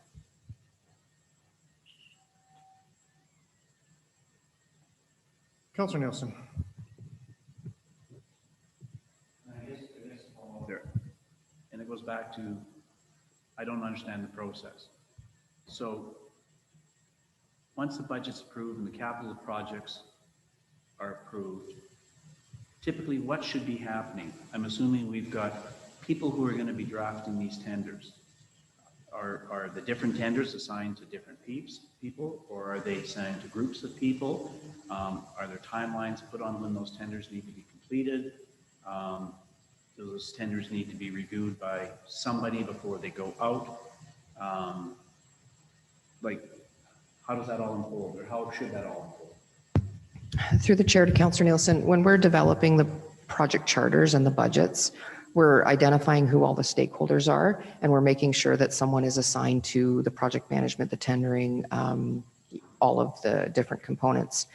And the expectation is that the tenders are out as early as possible in the new year. There was some confusion this year with the different departments, and does everybody go to engineering or do they do their own? There was some direction given early in the year that when we reviewed it, we decided to take a different direction. And so there was a little bit of confusion with who was doing what. But in a normal year, the project manager is identified in the project charter that gets approved by council. So they know it's on their plate and that they need to do that work. Do all of our people have the skill set to draft high-end tenders? Or are we understaffed in that capacity? The people managing the projects can do the tenders.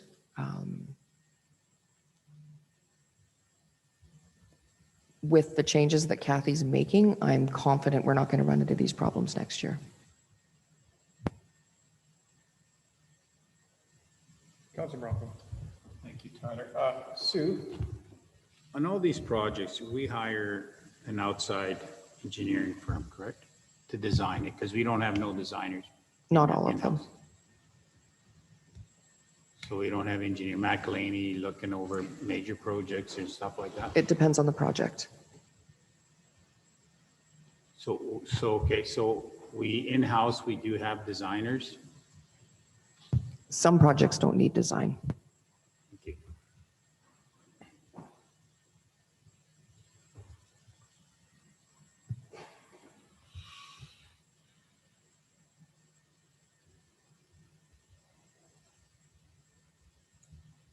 Anything else? Are we ready for the question? Those in favor? Carried.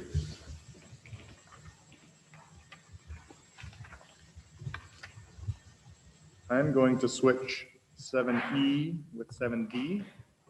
So we'll have 7D as the year-to-date financials.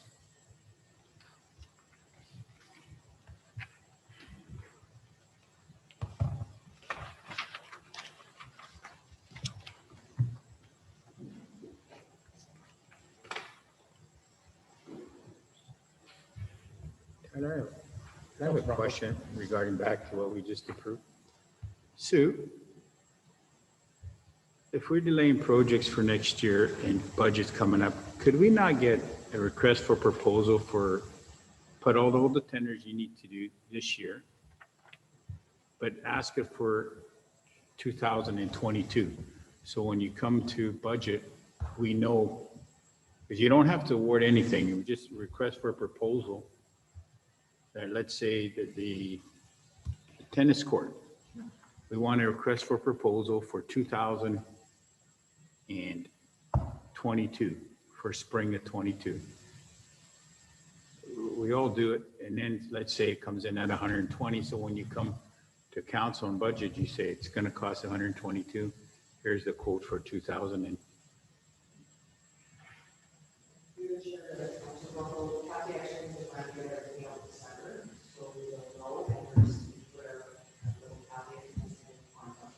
okay, thank you.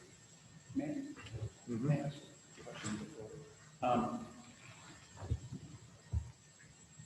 Through the chair to Sue, I guess. So,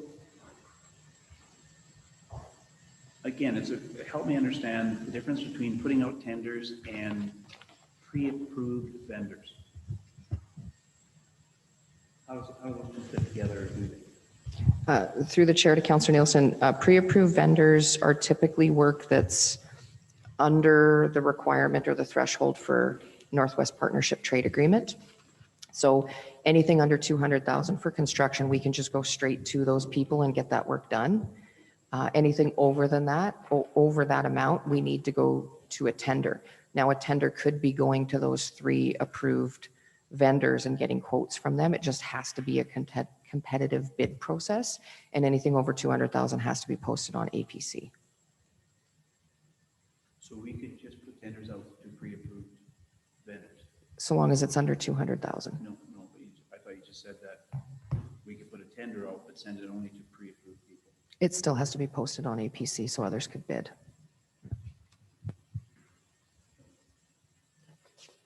Go ahead. Through the mayor to council. Before you is the second quarter report for 2021. It is effectively draft and subject to year-end audit.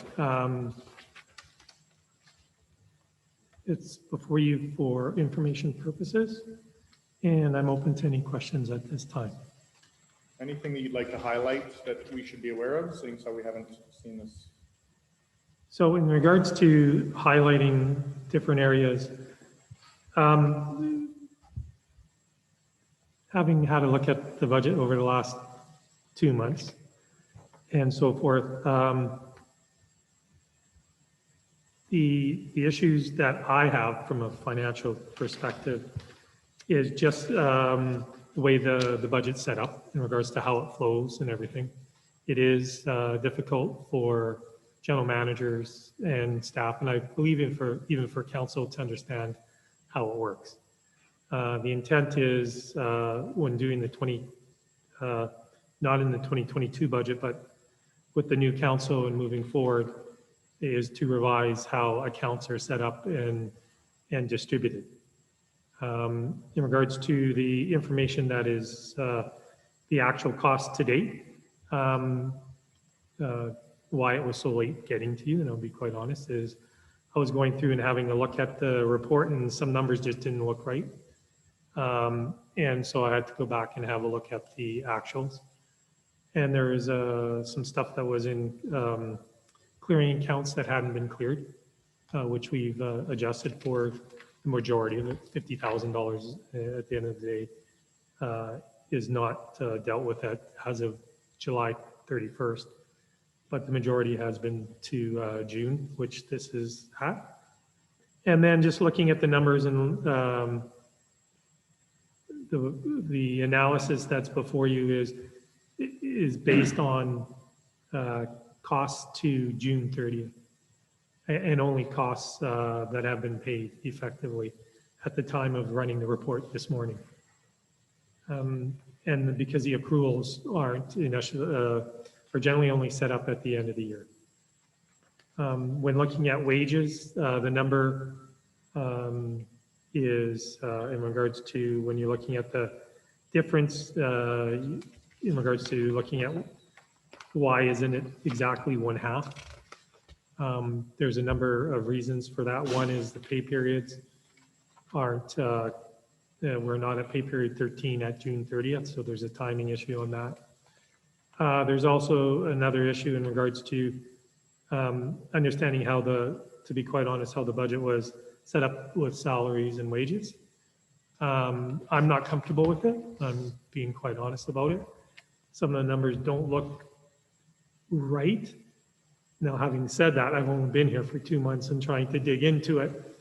And the way Questica is set up, it's not the easiest way to go through and look at everything. So we're trying to, as part of the 2022 budget process, trying to tie it in.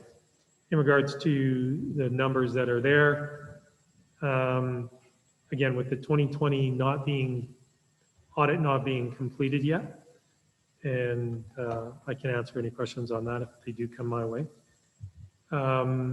There is a little concern, but not major in the sense that, generally speaking, it's just rollover numbers that are there. In regards to, you'll note in the budget on the line where, especially on the previously provided to you, were the 4 division budgets: the Community and Protective Services, Corporate Services, General Government, and Municipal Services. And the budget versus actual year to date wasn't provided to you, bringing everything together. So that is a real quick summary of looking at it in total. And you'll notice that it's out of balance of by $6,182,300. The reason for that is that the line item that's TCA transactions 597 is amortization. So it's shown in there with no corresponding revenue offset. I kind of do it a little differently. I show a transfer from equity to balance it to zero. Wetaskiwin, we have set up through Questica reports or special reports that take that number out. The problem with that is I haven't been able to go through those reports and just make sure that everything is not hard-coded. Because if it's hard-coded and there's a change, it becomes more difficult or more concerning with the reports that you send out. That's why you don't see the blue and white lined items in here, because I'm not comfortable with those reports because I haven't had a chance to go through and double check them to make sure that they're 100% correct. Because generally speaking, they're hard-coded. And when you make a change, and I've made some changes in 2022, which shouldn't impact this, I was concerned that it may present differently to you. That's why I wanted to show the total one, the first one, the budget versus actual for everything. Because when you're looking at the community and protective services, corporate services, and those municipal, especially community and protective services and municipal services, is that some of the, with the transition over time, some of the departments have been moved from one to another, and therefore different responsibilities.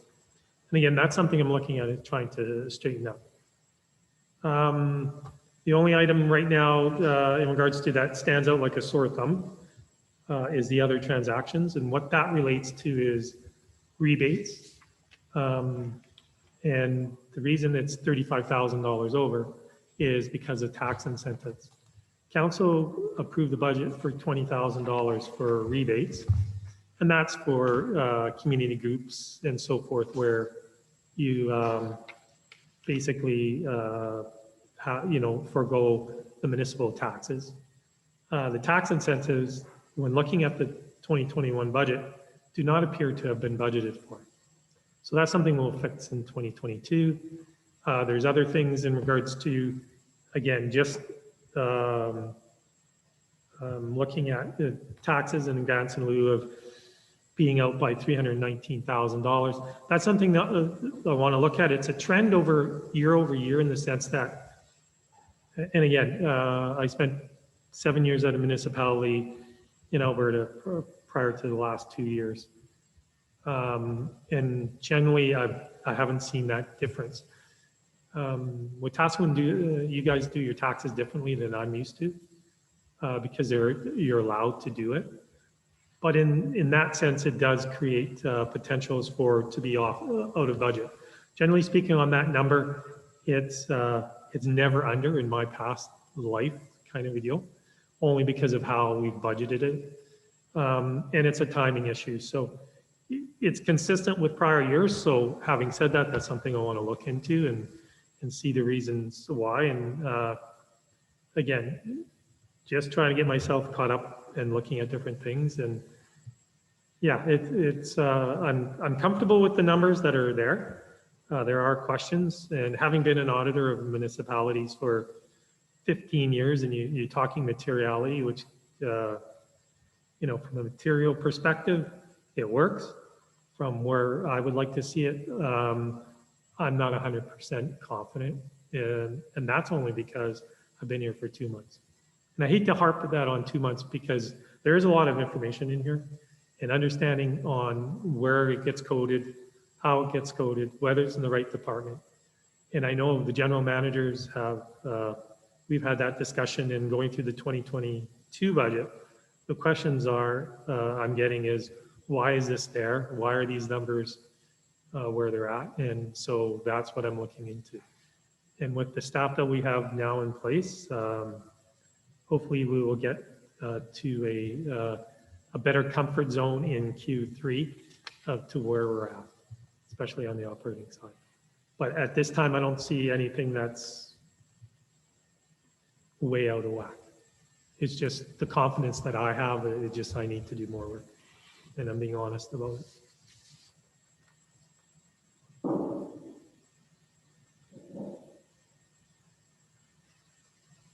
A motion to accept as information, and then we can get into questions. Councilor Nielsen. So moved. Any questions?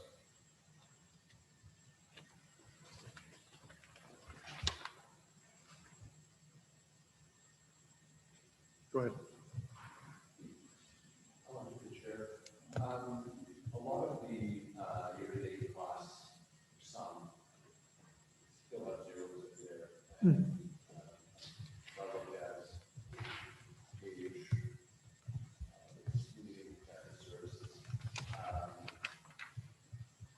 Are you comfortable that we're on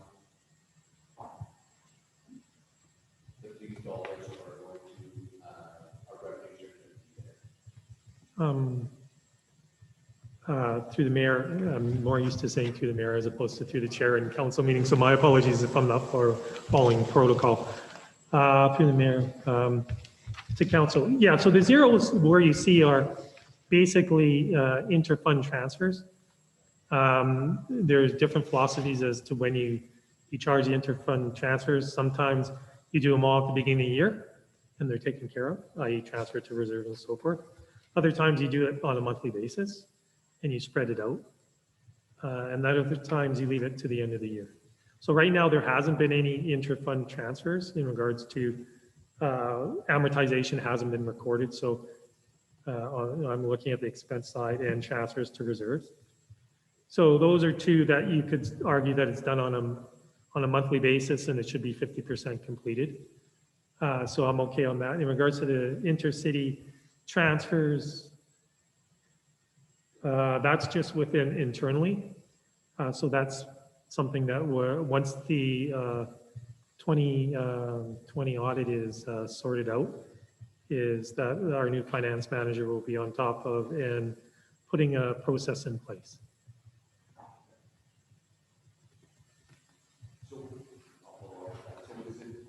Will this change then? Does it reflect, if we wait till December 31st or thereabouts to transfer this to be not as transparent of the actual dollars coming in?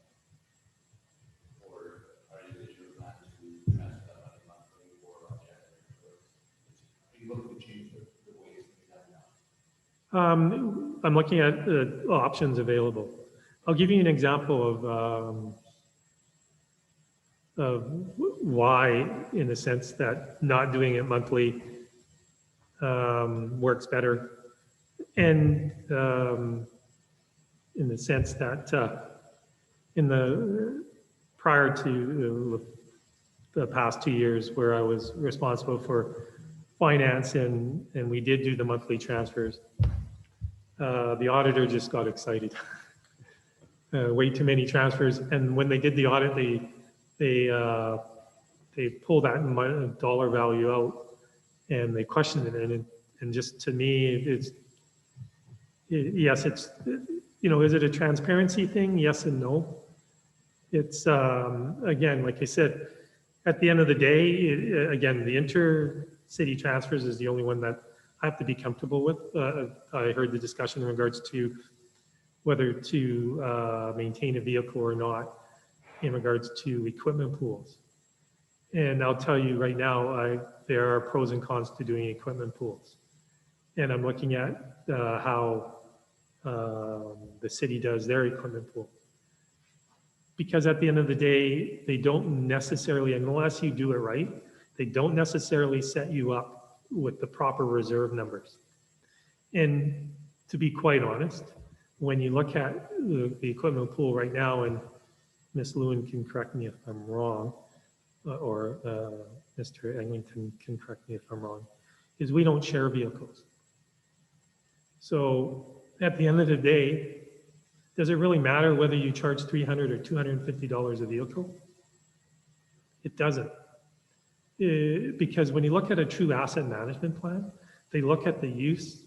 So they'll look at either the number of hours that are on the vehicle, the number of miles, and the life. So they look at the three, and then what the cost of repair are. So, the fact that you spend, the use is the most important thing, whether you generate $300 or not.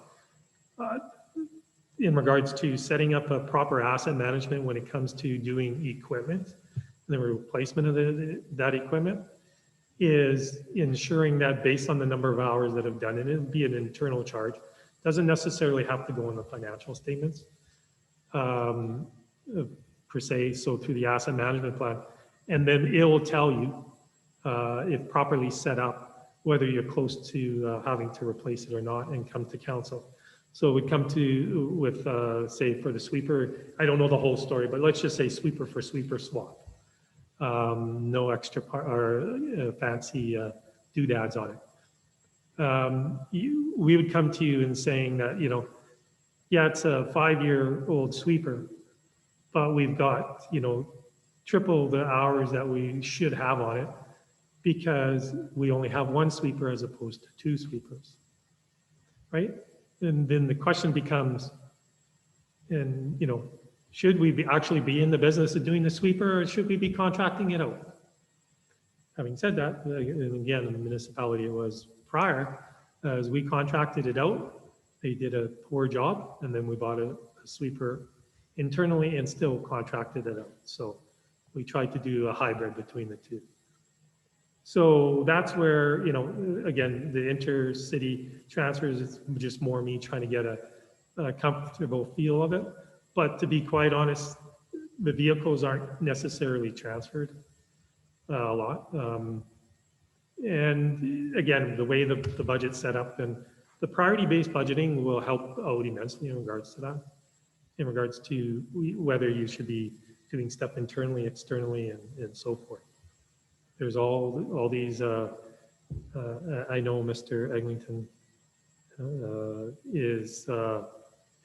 proposed it to you, to council, and council approved priority-based budgeting, and he did it in his past life.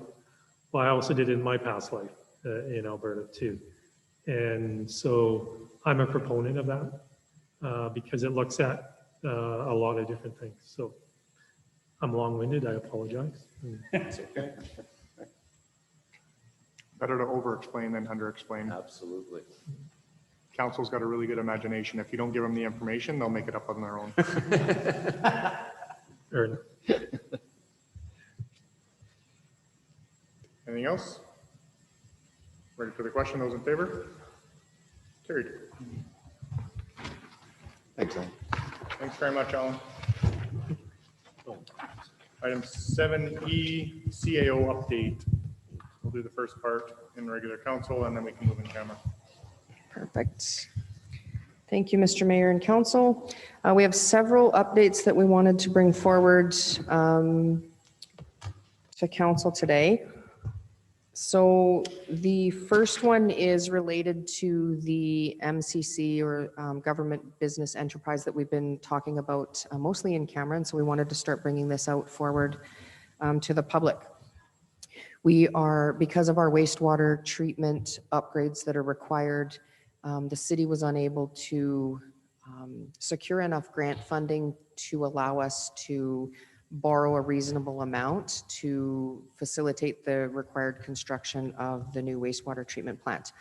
So as such, we started reviewing what the options were and decided that creating a municipally controlled corporation was going to be the best for the city of Wetaskiwin and the utility ratepayers. So what it's allowing us to do is that the corporation will then have the borrowing piece on their books and not on the city books, which would have put us to our borrowing debt limit. So we're working through some of the final details right now, and we hope to have updates regularly to council at every council meeting now moving forward. And then we're planning in October to have all the financials for the MCC fully vetted and developed and available for the public to review. We need to let the public review those financials for an entire month and then have a public hearing so that they can speak to council before council would approve the standing up of the MCC. We have gone through and decided that the best and cleanest way from a legal and accounting perspective to create the MCC is to have all of our staff transferred there from utilities. And so we have had a discussion with the utility staff and let them know that this is what's happening. Nothing would change for them. The MCC would be a member of LAPP, their benefits, everything would stay the same. And so we're going to start, as we move through this process, just bringing back more information at every council meeting so that if you have questions, we can start to address those as we get closer. It's going to be a pretty long process, but we're still hoping by the new year to have the municipally controlled corporation finalized. The lawyers are drawing up the documents right now. Typically how an MCC works is that the board of directors is council. And so you still have all the decision-making power within the MCC. They are managed by the staff that will go there, and then they will contract back professional services help from the city. The city would be the 100% shareholder of the MCC. And so it just becomes a function or a way for us to be able to borrow that money without putting it on the city books. And then it also allows the MCC to be able to look regionally and maybe bring in other business and start to grow. Comparing to EPCOR is probably an over-exaggeration, but it's the exact same process, although I doubt our MCC would ever strive to be in competition with EPCOR. There are certainly opportunities within the region that we could look at. And with it being a business, there could be different controls and opportunities for revenue generation. So that's our update today. If you have any questions, we can certainly answer them, and then we will be prepared in the August meeting to also bring another update.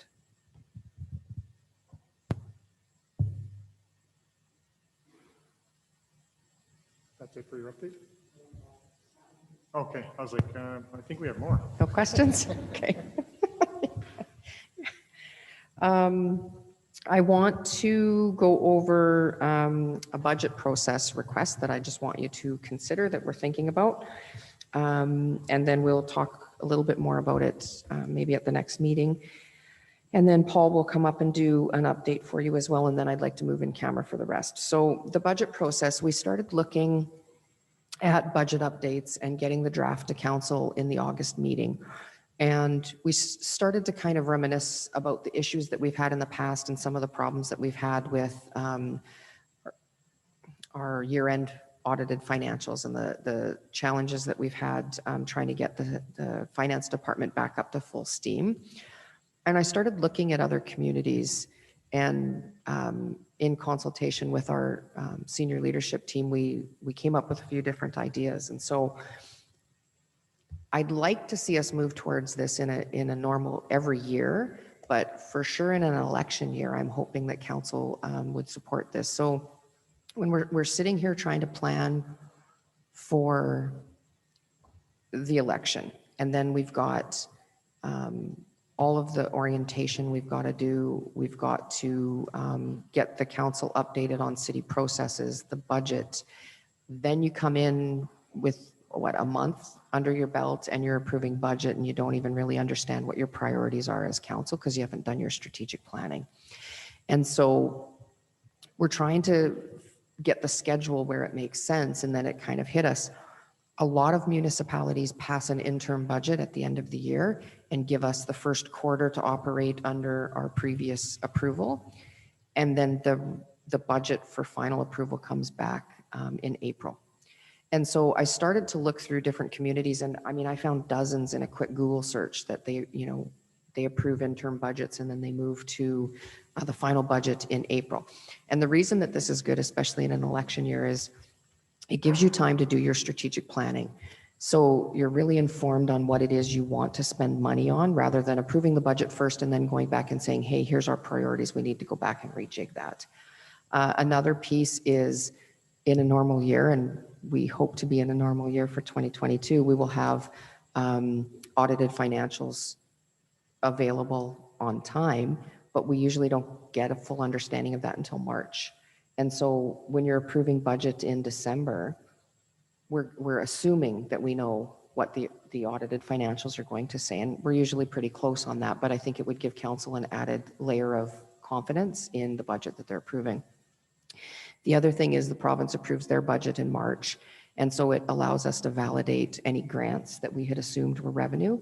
And the final piece that I thought was really important too is it allows us to get through our assessment process, so we know what our taxation revenue is going to be. So it allows a bunch of those things to be confirmed before we're asking council to approve the budget. I'm hopeful that council supports this at least for this year's budget, because it is an election, and wanted to kind of have a quick discussion around that, and then we can discuss how it becomes a permanent process in the future. But I'd be open to any comments or questions about that. Go ahead.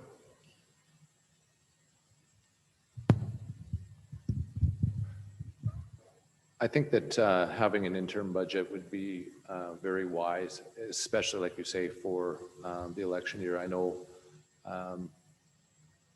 when I first came on, it was definitely overwhelming, and really having little to no idea exactly how municipal budgeting works.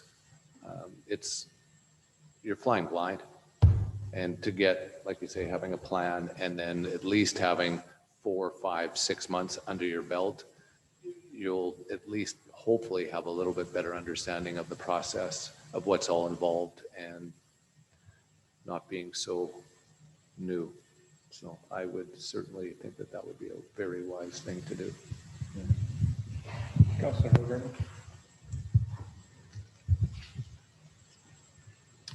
Yeah, no, I agree. It's a very logical approach. And yeah, no, it's makes sense, 100%.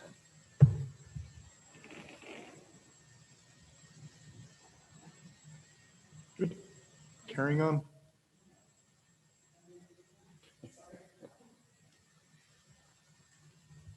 We have new mics coming soon. Oh, Paul. So Paul would be next to have a discussion about all the committees and task force and other things related to what we are moving towards with homelessness in the community.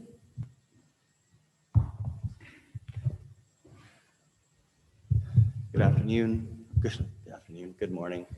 Almost afternoon, Council. As noted, Sue's asked me to come up here this morning just to provide an update on what our city administration is doing in partnership with our region and other community partners to address some of the complex social issues we have in our community. And so I just wanted to note, and I'm not going to go off the cuff. I have something pre-written here just to ensure I don't miss any of the important details. But we have been actively working with community partners to nurture the development of what I call an ecosystem or broader environment that promotes discussion across both our region and our community to address the complex social challenges that our community is faced with. Issues such as crime, homelessness, housing, food security, among many others. The ecosystem is essentially overseen by a number of committees, some that are currently in place and others that are that we might envision for the future. And for the ones that are currently in place, I wanted to provide a brief overview of the work we're doing and how it all links together, because it absolutely links together. And because it links together, that's why it works. The first is a Community Safety and Wellbeing Committee. As approved by Council, this committee oversees the entire ecosystem and is governed by the Regional Community Safety and Wellbeing Committee.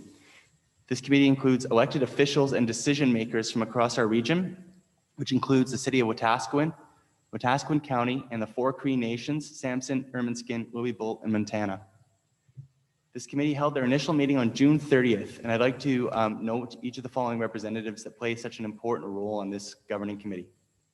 The first and co-chair, Allison Adams-Bull, is an administrator with Louisbourg Tribe.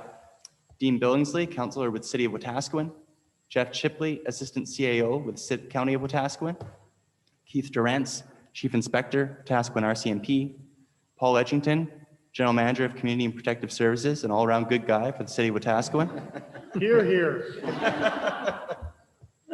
Can we end with that? We should have ended with that. And on a high note. Ren Good, communications manager, City of Wetaskiwin. Misty Griffith, executive director, Wetaskiwin Family and Community Support Services. Gina Longjohn, deputy director of emergency management and chief financial officer for Montana First Nation. Heather Pratt, enforcement services in MIN, City of Wetaskiwin. Lynn Ware, board chair and trustee, Wetaskiwin Regional Public Schools. And Dale White, councillor with County of Wetaskiwin. This committee will meet regularly, and a second meeting is in the process of being scheduled. However, progress is expected to be a bit slow in this due to unavailability of some of our key staff in the committee to attend through the summer months. The committee will start the process of getting up to speed on the pilot project approved by Council. This is the project overseen by the Canadian Municipal Network on Crime Prevention and Reach Edmonton. And it will be, as well, the committee will oversee and discuss emerging issues in the community as required. The committee will receive training on the methodology that will guide our pilot project. These dates will be scheduled for September and will be offered to all members that have not currently taken the training. And by the end of this year, this committee should be ready to start the development of a long-term strategy for the overall community safety and well-being of our community. The second committee, which plays such an integral piece to overall community safety and well-being of the committee, is our Guiding Coalition of Homelessness, which is a grassroots committee led by Wetaskiwin FCSS and overseen by our Community Safety and Well-being Committee. The Guiding Coalition of Homelessness is leading active discussions in the community to help address issues of homelessness, and membership is open to anybody in the community that would like to attend. The majority of membership is composed of social agencies and medical professionals from the community, and membership is gaining traction and growing as we speak. The coalition started meeting in June and has already developed a terms of reference, and our administration is attending these meetings, and we will look to this coalition to advise us on issues related to homelessness, including a better understanding of what is the current state of homelessness, What supports and solutions might we provide to vulnerable population this fall and winter? And how will we work together as a community to start addressing these issues long-term? The third piece of this ecosystem, while not tied directly into our community safety and well-being just yet, because it is so new, is our Diversity and Inclusion Task Force. This task force serves as a forum of discussion to develop and implement initiatives to drive awareness and education on creating a welcoming and inclusive community for all, regardless of race, ethnicity, ability, sexual orientation, age, income level, or language. The task force has been meeting monthly since this spring. And recently, the task force reviewed the terms of reference to identify a co-chair to ensure sustainability for leading and facilitating discussions during these meetings. Through regular meetings with our 4 Cree nations that administration has been having, our administration has been able to identify a number of opportunities for our 4 Cree nations to get more involved with our members of our community to overcome challenges that our Indigenous population face. This task force, while not yet officially overseen by our Community Safety and Wellbeing Committee, plays a large part of overcoming some of the complex social challenges that we face in our community by fostering discussion aimed at driving awareness and education on a welcoming and inclusive community. And the last piece, and a bit of a new development from a meeting that the mayor and I attended last week, is our emergency response plan. So since December of 2020, our administration has responded to 2 different emergencies in our community. The first was the Assisted Isolation Site, or ACES site, that was opened on December 24th to respond to the COVID outbreak at the 24/7 Integrated Support Hub, and a cooling station that was opened in early July to respond to the heat wave as temperatures soared to the mid-high 30s in our community. The city was supported by both the Open Door, Wetaskiwin FCSS, and the Red Cross to respond to these events. Last week, the mayor and I attended a debrief with staff from AHS and the PCN to debrief the ACES site. During the meeting, we discussed the importance of working together in a more formal manner to respond to these types of emergencies in the future, and our staff will be developing an MOU with these agencies to ensure that we are better able to proactively respond to these emergencies as they appear, and to ensure that these groups continue to meet regularly so that we are more proactive in the future. These relationships and support between the city and these providers are critical to ensure we are able to provide supports that are required for the vulnerable population in our community. And it was very enlightening last week to hear the support from both AHS and the PCN in regards to the important work that the city of Wetaskiwin is doing. So just to wrap it all up, our administration believes that the key to a long-term sustainable approach in addressing the social challenges faced in our community is working together with community partners regularly through time within the types of structures presented today. You will note that our administration is not actively involved in responding to these issues directly, but rather focused at creating the governance structures. And when I say governance, I mean committees, policy, and process required to ensure that our community is focused on these issues and are coming together regularly to address them. This approach ensures that our city council is able to have a higher degree of influence in addressing these challenges, and that we are not dependent on any 1 or 2 service providers in the community to do this work for us. This approach is a long-term and will require patience up front. However, 1 year into this approach, we are better suited today to deal with emerging issues, no matter what they are, in regards to community safety and wellness, as we were a year ago. So with that, I will conclude my presentation, but did want to be detailed on how all of this connects together. It is not just one committee, and they are absolutely not operating in isolation. With the development of a strategy anticipated to start this fall, these governing structures underneath will become more powerful. And I'll conclude my presentation. Can you email that to me? I can, yeah. Thank you. Not that I don't love getting beat up on social media the last few weeks. Tyler, I just want to add something to this too. So administration firmly believes that the best way we can help influence what's happening in our community is through lobbying efforts. And so we are developing some lobbying briefs right now for mayor to help. But it would be very helpful for administration if we had direction from council on what exactly we want to see within the community.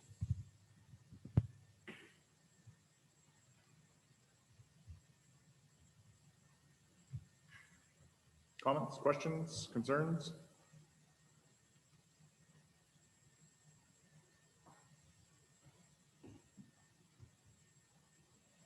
Councillor Billingsley. Paul, I applaud your hard work on all of this. I know you put in countless hours. In fact, I'm sure much of administration has put in a lot of time and effort on this. I think it's very clear that it shows our residents that this is not something that we have dropped the ball on, I'm not focused on. But I think it also identifies that this is a community effort and not a City of Wetaskiwin effort. That it isn't just one stakeholder, it's many stakeholders in the community.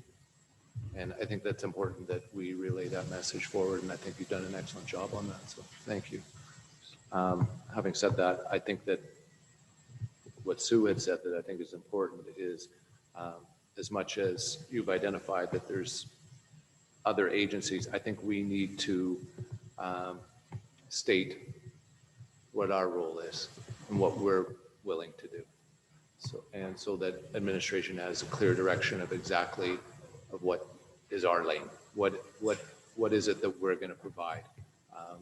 Whether it's tangible things or just support, whether it's grants or whether it's a building, whatever that may look like. I think it's very important that we all know where we stand. And more importantly, I think it's very important that administration knows where council stands. I think that's the question though, is where does council stand? What's the direction you want to give administration?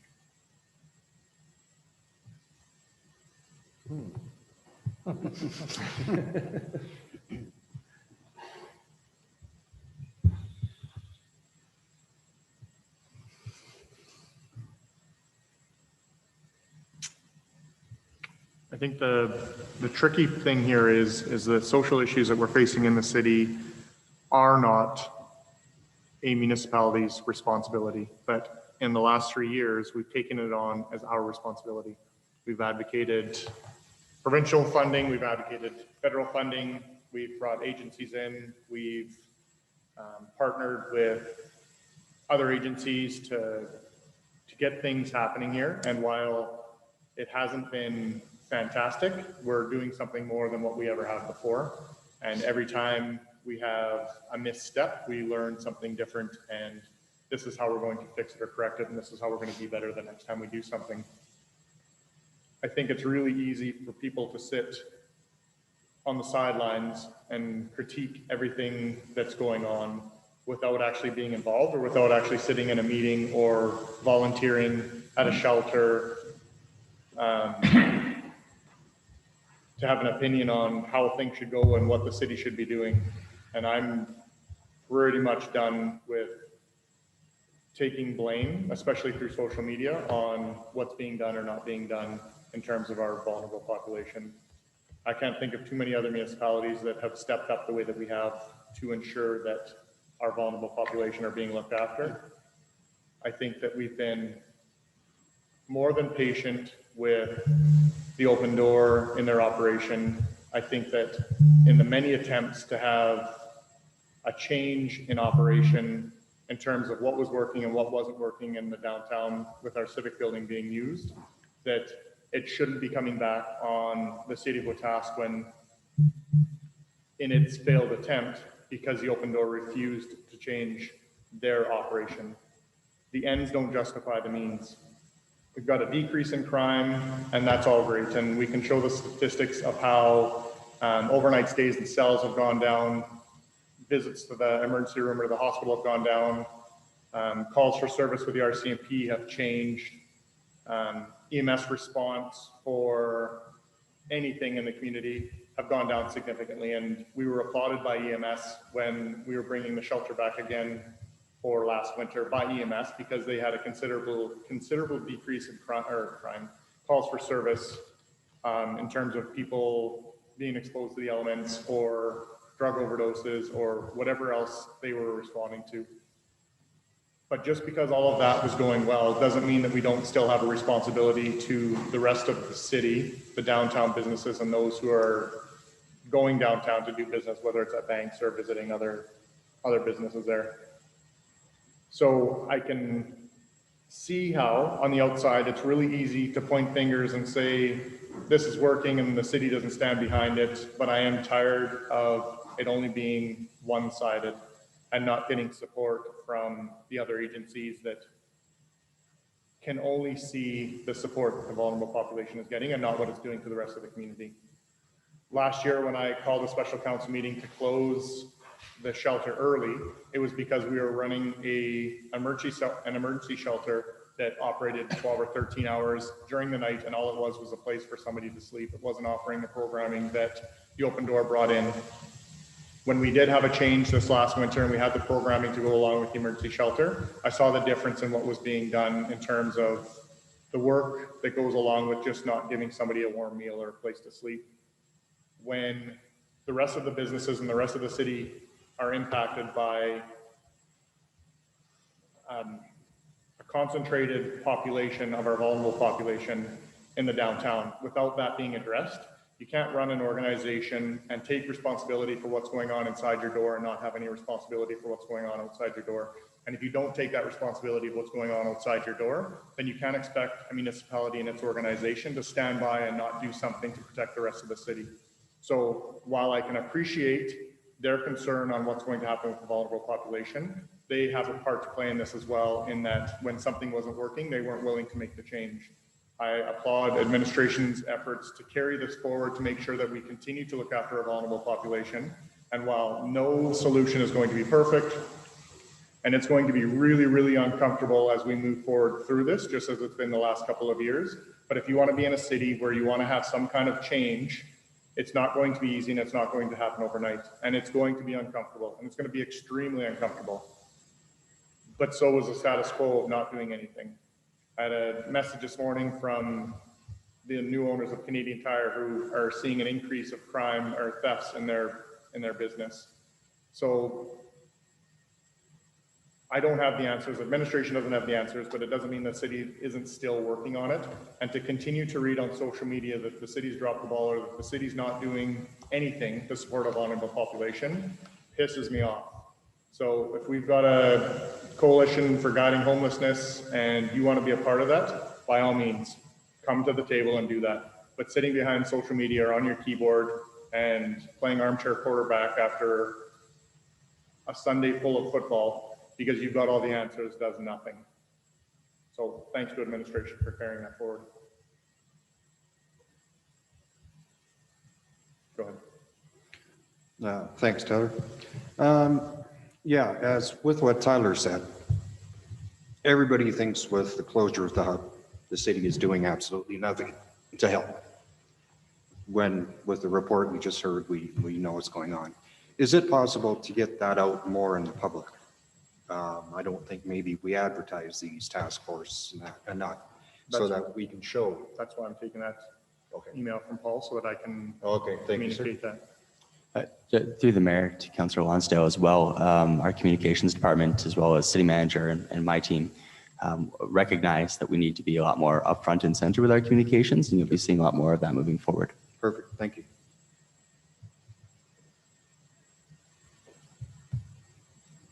Anything else?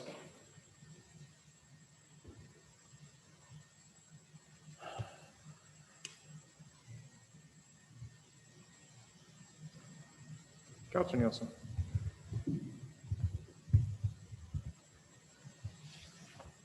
I guess I would echo much of what Tyler said, and especially in light of the work the city administration has done in trying to turn dealing with complex social issues into a community solution-based project.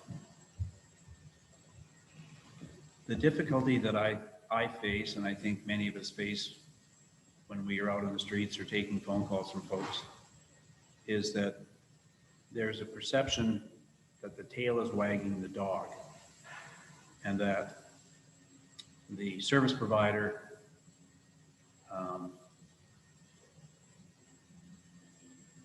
is doing in the community what they want to do in the community with no regard for the community that they're sitting in. And I think we have attempted to take the high road and be as professional as possible in navigating the waters and the criticism. And candidly, I'm a little tired of it.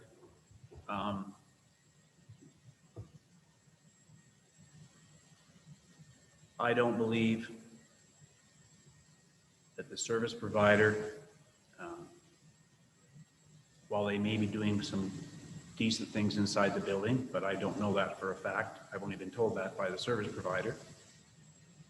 The fact they've had so little regard for the community that they're working in is really frustrating me, but I know that it's really frustrating the community. And not only do I think we need to get our message out, as Kevin has said and as Tyler has said, I want to take exception to a number of things that the public believes that's going on in our community. And by that I mean all the misinformation, the half-truths, the non-comments from the service provider when they're asked candidly comments by people in the community. And they're neither not answered or they're misleading. And the fact that in many cases we don't dispute some of that information must mean the information the community is getting from Open Door must be accurate, because no one's saying that it isn't. When in actual fact, I've sat through a number of meetings here where questions were asked and not answered, where questions were asked and misrepresented answers. And those are things that the public doesn't know or hasn't heard about, because we've attempted to play on a higher ethical field or a higher ethical standard. But I think it's time that we need to indicate clearly, if we believe it to be true, that the information the public is getting is inaccurate, because uncontested, it becomes community truth. And regardless of what your political affiliations are or interests are in the states, we've seen that. Unchallenged information becomes the truth. And we have had unchallenged information almost from the inception of Open Door coming into this community. And I'm tired of it. And I'd like Dean says, I applaud the work administration is doing is trying to turn this issue into a community solution so that the tail does not continue to wag the dog for the next coming months. And I will stand down. Thank you.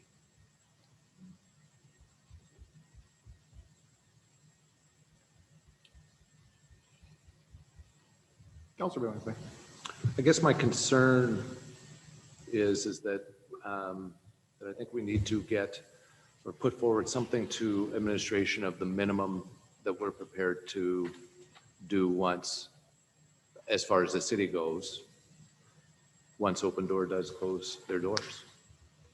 Whether looking forward when how this all began as an emergency shelter come hopefully January, hopefully not needed at all, but nonetheless, what is it that we as a city want to provide?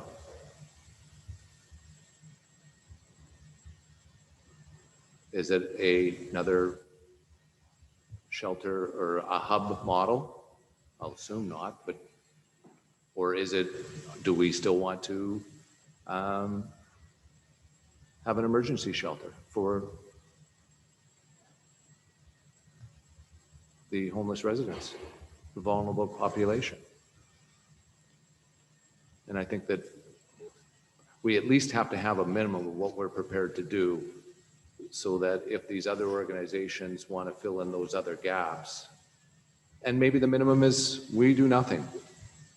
The city, if this is a social services issue or a provincial government issue, or if these three other organizations want to provide this. But I think we need to be very clear of exactly what we as a city want to provide. And otherwise, I can only imagine the countless hours that administration has put into this over the last 6 months, 3 years, whatever it may be.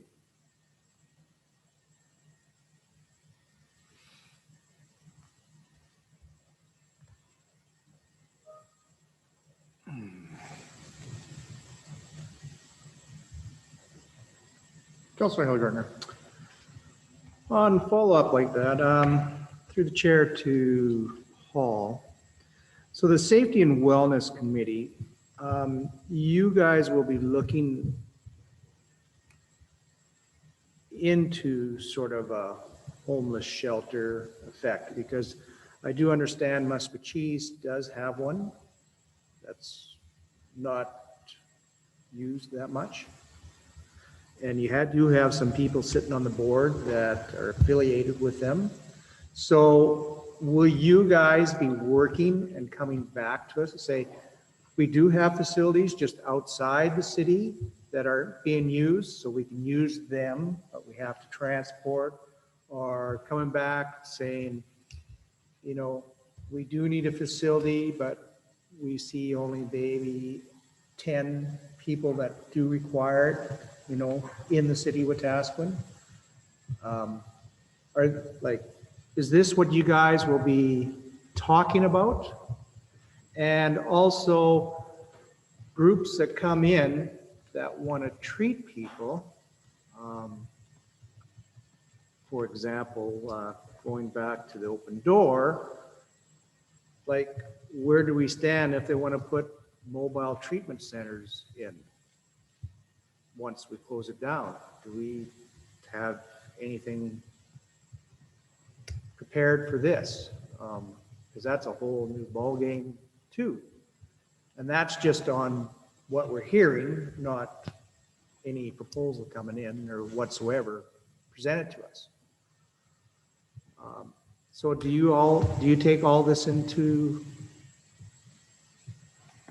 matters and look at it? Through the mayor to Councillor Hillgartner, and you've got two pieces to your question I'll speak to first. And I'd like to start the first one with an example. So example being that this fall, winter, we identify the need for an emergency shelter for our vulnerable population in the community. So what that would look like is the Guiding Coalition of Homelessness is actively meeting. The next meeting is actually this Thursday, and I'm going to ask the committee for some time to speak on two things. Both, one is what is the current state of homelessness? We need a part of that committee looking at how many vulnerable do we have in the community, and do we have some statistics, and could we get some statistics from all the agencies that are a part of that to actually start to represent it? That's the first piece. The second piece is start talking about what are we doing this fall, winter. So that's where the conversation will really originate, is at the Guiding Coalition of Homelessness, where you've got on the boots agencies from across the community and region looking at this and having those conversations. So that's where it will start. And then as they start coming up with a solution, and as we start gaining some traction for what they will advise administration and who will advise council what to do, the Community Safety and Wellness Committee, which the Guiding Coalition reports into, will firstly ask, what barriers do you face to get this up and off the ground and running? And so those conversations about what assets do we have within the region might come into play a little bit more there. And so that's just an example of how those groups would work together.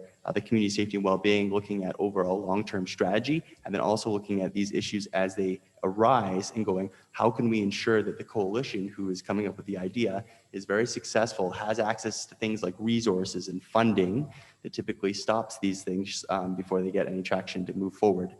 So have I answered the first part of your question of how that might look? And then the Guiding Coalition would make a recommendation to administration, and we would be having those conversations and working with them regularly. And then we would, when council asks us the question in September, October, November, we have more information to work with instead of saying, well, let me get started. So you'll be also looking at our local groups like the Salvation Army, who's just, I think, will be moving into their new building in fall, what they're capable of helping with and so forth. So we're not doubling up on some of the stuff? Yeah, through the mayor to Councillor Hillgartner, Salvation Army is an active member at the coalition. And that's another beauty of this work, is to ensure we eliminate duplication, right? Instead of different groups popping up and bringing solutions to council, they work together first, come up with a solution. The governing committee up top has removed all barriers, and then it's coming to council for action. Perfect. That's the first piece to your question. The second piece to your question is around the open door and mobile treatment centers. There was a meeting earlier this month, which our city administration was not invited to, but it was in pertaining to what was going to happen with the open door moving forward. And so what I know is that on August 4th, the hub will be closing its doors to the vulnerable population to give them time to communicate the closure to the community and then start to make repairs to the building as per our MOU with the open door. And then on August 10th, the hub will officially close and the open door will look to provide mobile supports using the PCN in town as its main office for staff at the start and end of their shifts. And so our understanding is that mobile treatment centers will be operational, and that's the extent of my knowledge on the subject. So can we have more information? What is the mobile? Like, are they actually, like, what are they doing? Treating people in the middle of the main street or downtown or off the street? Like, what's involved? Do we know exactly what is involved in a mobile operation? Through the mayor to Councillor Hillgartner, we were not invited to that meeting in July. I can reach out to some of our partner agencies like the RCMP and FCSS that were there to see if they have any additional information. And we can reach out to the executive director of the open door to see if they'll respond. Because it's sort of hard to allow something in the city if we don't know anything about.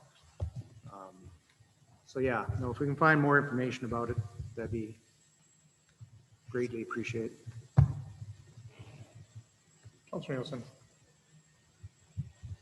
Through the chair, to Paul or Sue, and Alan's hit on one of the questions that I posed earlier. Does the city have any restrictions, controls, limitations of how the open door mobilizes support systems within our community? Or are we in a situation where they can do what they want, when they want, with whom they want? Through the chair to Councillor Nielsen, there are some rules and Paul will be in touch with the province to, for example, the setup currently had to be inspected by AHS for the open door services. So there are some services that do not require a business license and they're controlled by other orders of government. And that's one example. We're still waiting to hear back on whether or not they do the same thing with a mobile system or not. Additionally, we just heard back from our lawyer this morning and they had some more questions. So we're looking at what controls city council has on what happens with businesses within their own community. So we're expecting to hear back this week on that. So if I may, so is it safe to assume that the provincial ministry that oversees the open doors operations, who's licensed them, regulates them and all the rest of it, is aware of the issues in our community at this point in time? Through the mayor to Councillor Nielsen, I have been having regular discussions with the Housing and Homeless Supports Department within the Ministry of Community and Social Services regarding the provision of mobile services or even 24/7 integrated hubs in the community. They are actively aware of the issues from the city's perspective that we face, and they are an active contributor on the guiding coalition of homelessness. And since they are not funded solely by the provincial government, they aren't limited to their restrictions and regulations on operating. When it was the hub and the shelter in the Civic building, they can run under their own regulations and policies, not by the province, because they're not funded by the province. Under their own regulations is established by whom? Themselves.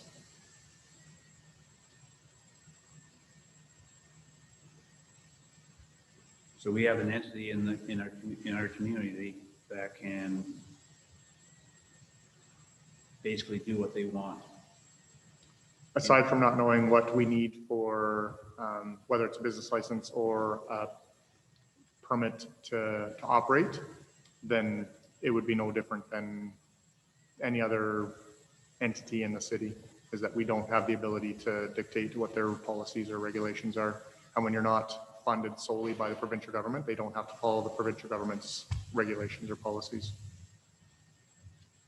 I'm assuming I could be wrong here, but when Gray's food truck shows up on the main street, and I'm not trying to make So comparisons. business license through the city, having that food truck, and then AHS's guidelines on operating a food service is who they would follow.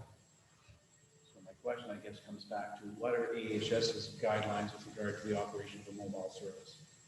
No idea. I just know that they don't have to follow any of the regulations or policies of the provincial government as a shelter or hub when they aren't solely funded by the provincial government.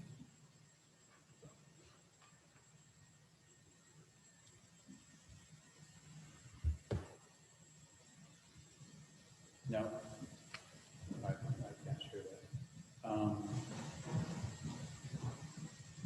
that. I've got some questions here, and I don't know who should respond to them. Should there be increased security on or at the Civic building in the days leading up to the closure? I know we had last shelter, while it was not a physical building, it was burned down at one point in time. We're being told we have 400 plus members of the vulnerable population being served there, some with mental health issues, some obviously upset with the closure. Do we need to plan anything to ensure that there's not further damage done to our assets? Through the mayor to Councillor Nelson, I did receive an email Sunday evening from HKS Security, who has been patrolling the area as per council approval since July 1st. I'm just going to provide just a brief overview of what they had said in their email. Since they've started, they've had very minor issues that they've been dealing with. They've noted that the vulnerable are not loitering on the main road leading to downtown. They've been doing a good job of cleaning up garbage in the area as well as by the two churches. They've only had to call for medical once. That was at the beginning on July 1st with an OD.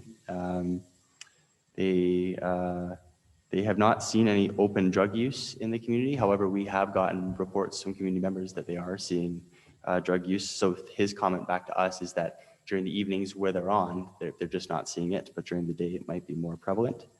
The interaction that they did have was with the RCMP for an attempted robbery, and then they were able to get on top of that and get the RCMP there quicker, thereby preventing the armed robbery or the attempted robbery. So the provider feels like incidences are down, and that the vulnerable aren't behaving erratically. He also notes that there is an increase in numbers around 10 p.m. as everybody needs to check in at that time. But as far as the issues noted in the community that we were hearing about prior to bringing this private security company in on July 1st, they seem to be way down. As far as we have boots on the ground with eyes in the area, kind of 24/7 in the evening hours, and they're not noting some of the major issues we were hearing about before. And Paul, are they continuing right until August 10th that we They had are. budgeted? They are, yeah. And if council wishes, they can provide a higher level of service, but that would have to be through motion of council.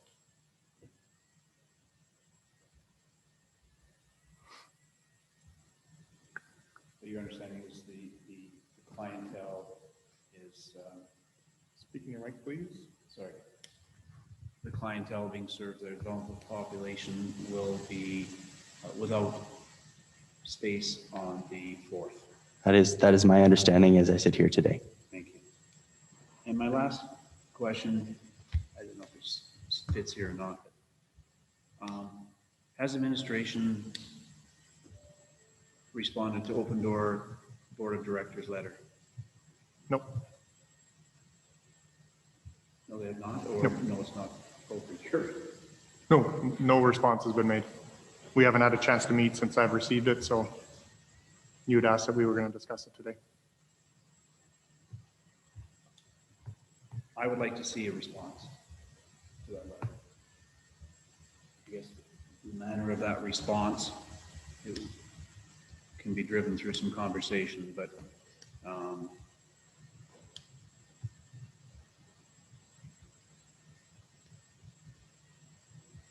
I think it needs a response. I'll leave it there. My intent is to respond. We haven't had a chance to discuss it. Thank you.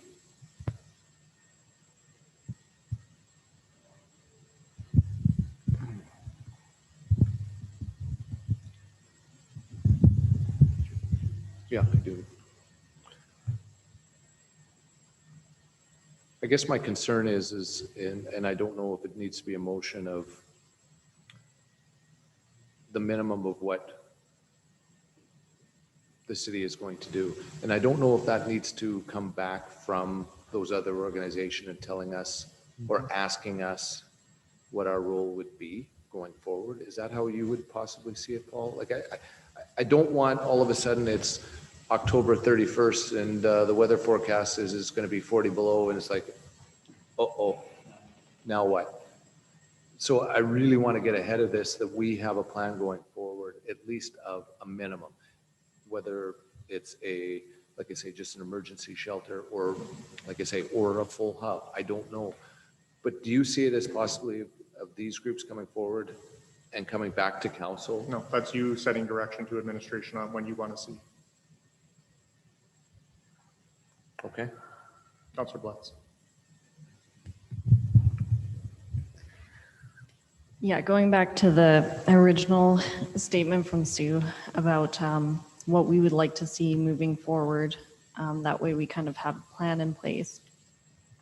I think that it really breaks my heart to see that there's so many different organizations in the city that want to do good and want to help our vulnerable population, but none of them want to work together or have worked together or have communicated with each other.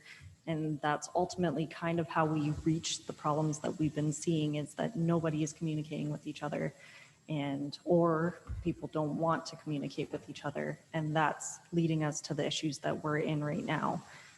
And to me, I think that the end goal should always be trying to provide the services that we need to our vulnerable population.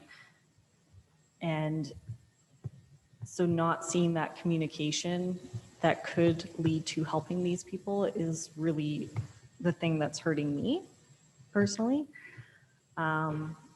Ultimately, we need to see better communication between all agencies, and I think that our administration is working on that right now.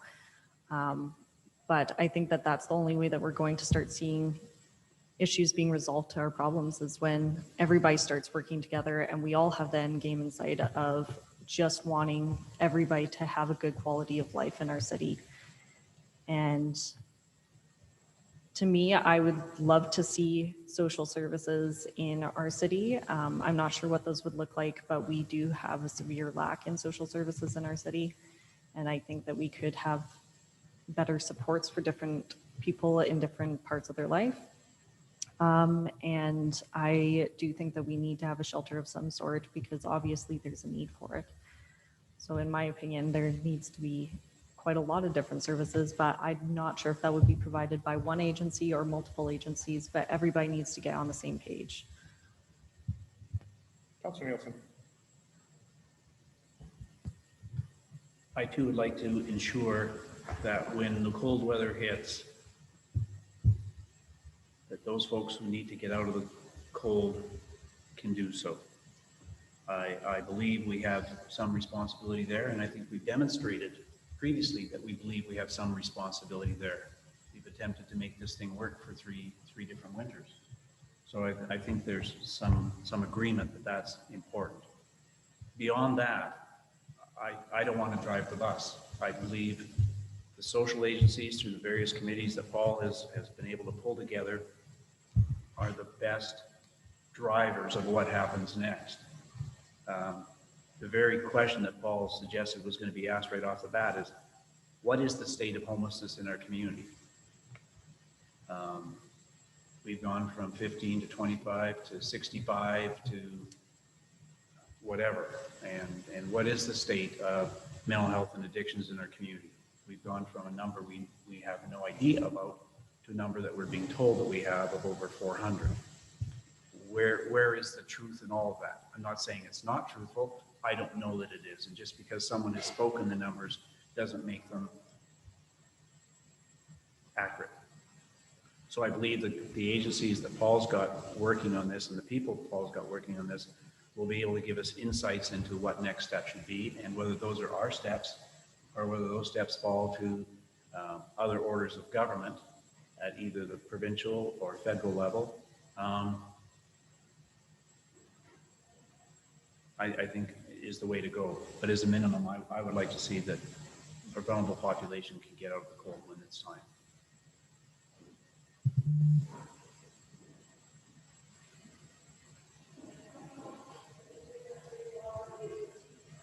So again, we need direction for administration on how they're going to move forward. Go ahead, Sue. So I guess based on the conversation that we've heard today, Paul will continue with the work that the committees and coalitions are doing, and they will be bringing forward, I'm sure, a number of different recommendations as they evolve. I will continue with developing the lobbying brief, basically asking the provincial government to help support our local agencies that are providing these services. And so far, making sure that people have a place where they won't freeze over the winter is the one thing that I think I've heard that I could put in there. So other than that, I think we would just continue with the work that the coalition is doing and then bring other recommendations back then, unless I hear anything differently. Councillor Hilgren. Through the chair to Sue. No, I totally agree. Paul has a process. Let the process work. Let him come back with the information, and we'll deal with it hopefully before winter sets in. Because Paul, you probably have something back where we got September.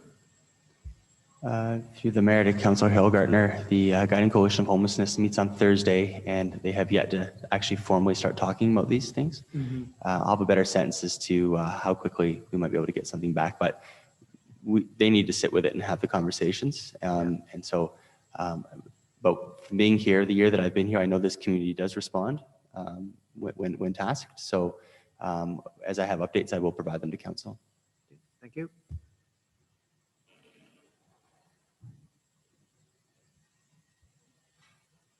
Anything else? How long is your in-camera session, Sue?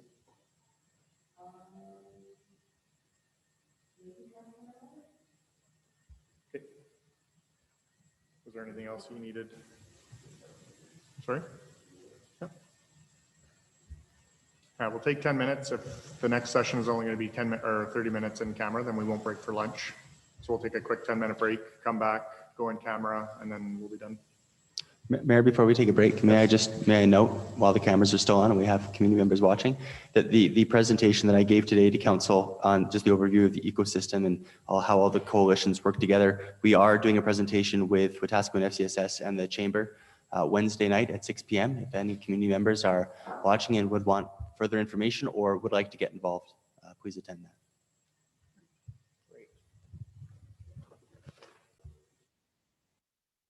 Thank you. Welcome back. Need a motion to go in camera. Councillor Blatz, those in favor? Carried.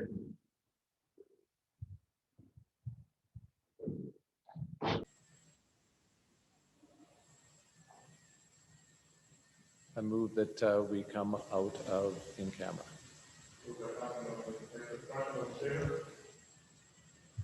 Councillor Blatz.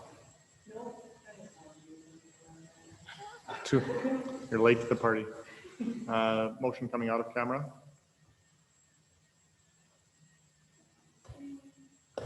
No, not that one.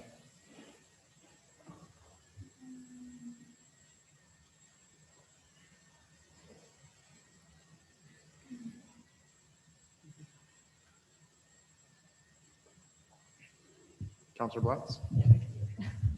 Move that city council directs administration to investigate conditions of an offer on a city building. Moved by Councillor Blatz. Any discussion? Ready for the question? Those in favor? Carried. Councillor Blatz. Move that we adjourn. Moved by Councillor Blatt. Those in favor? Carried. Thank you very much. What?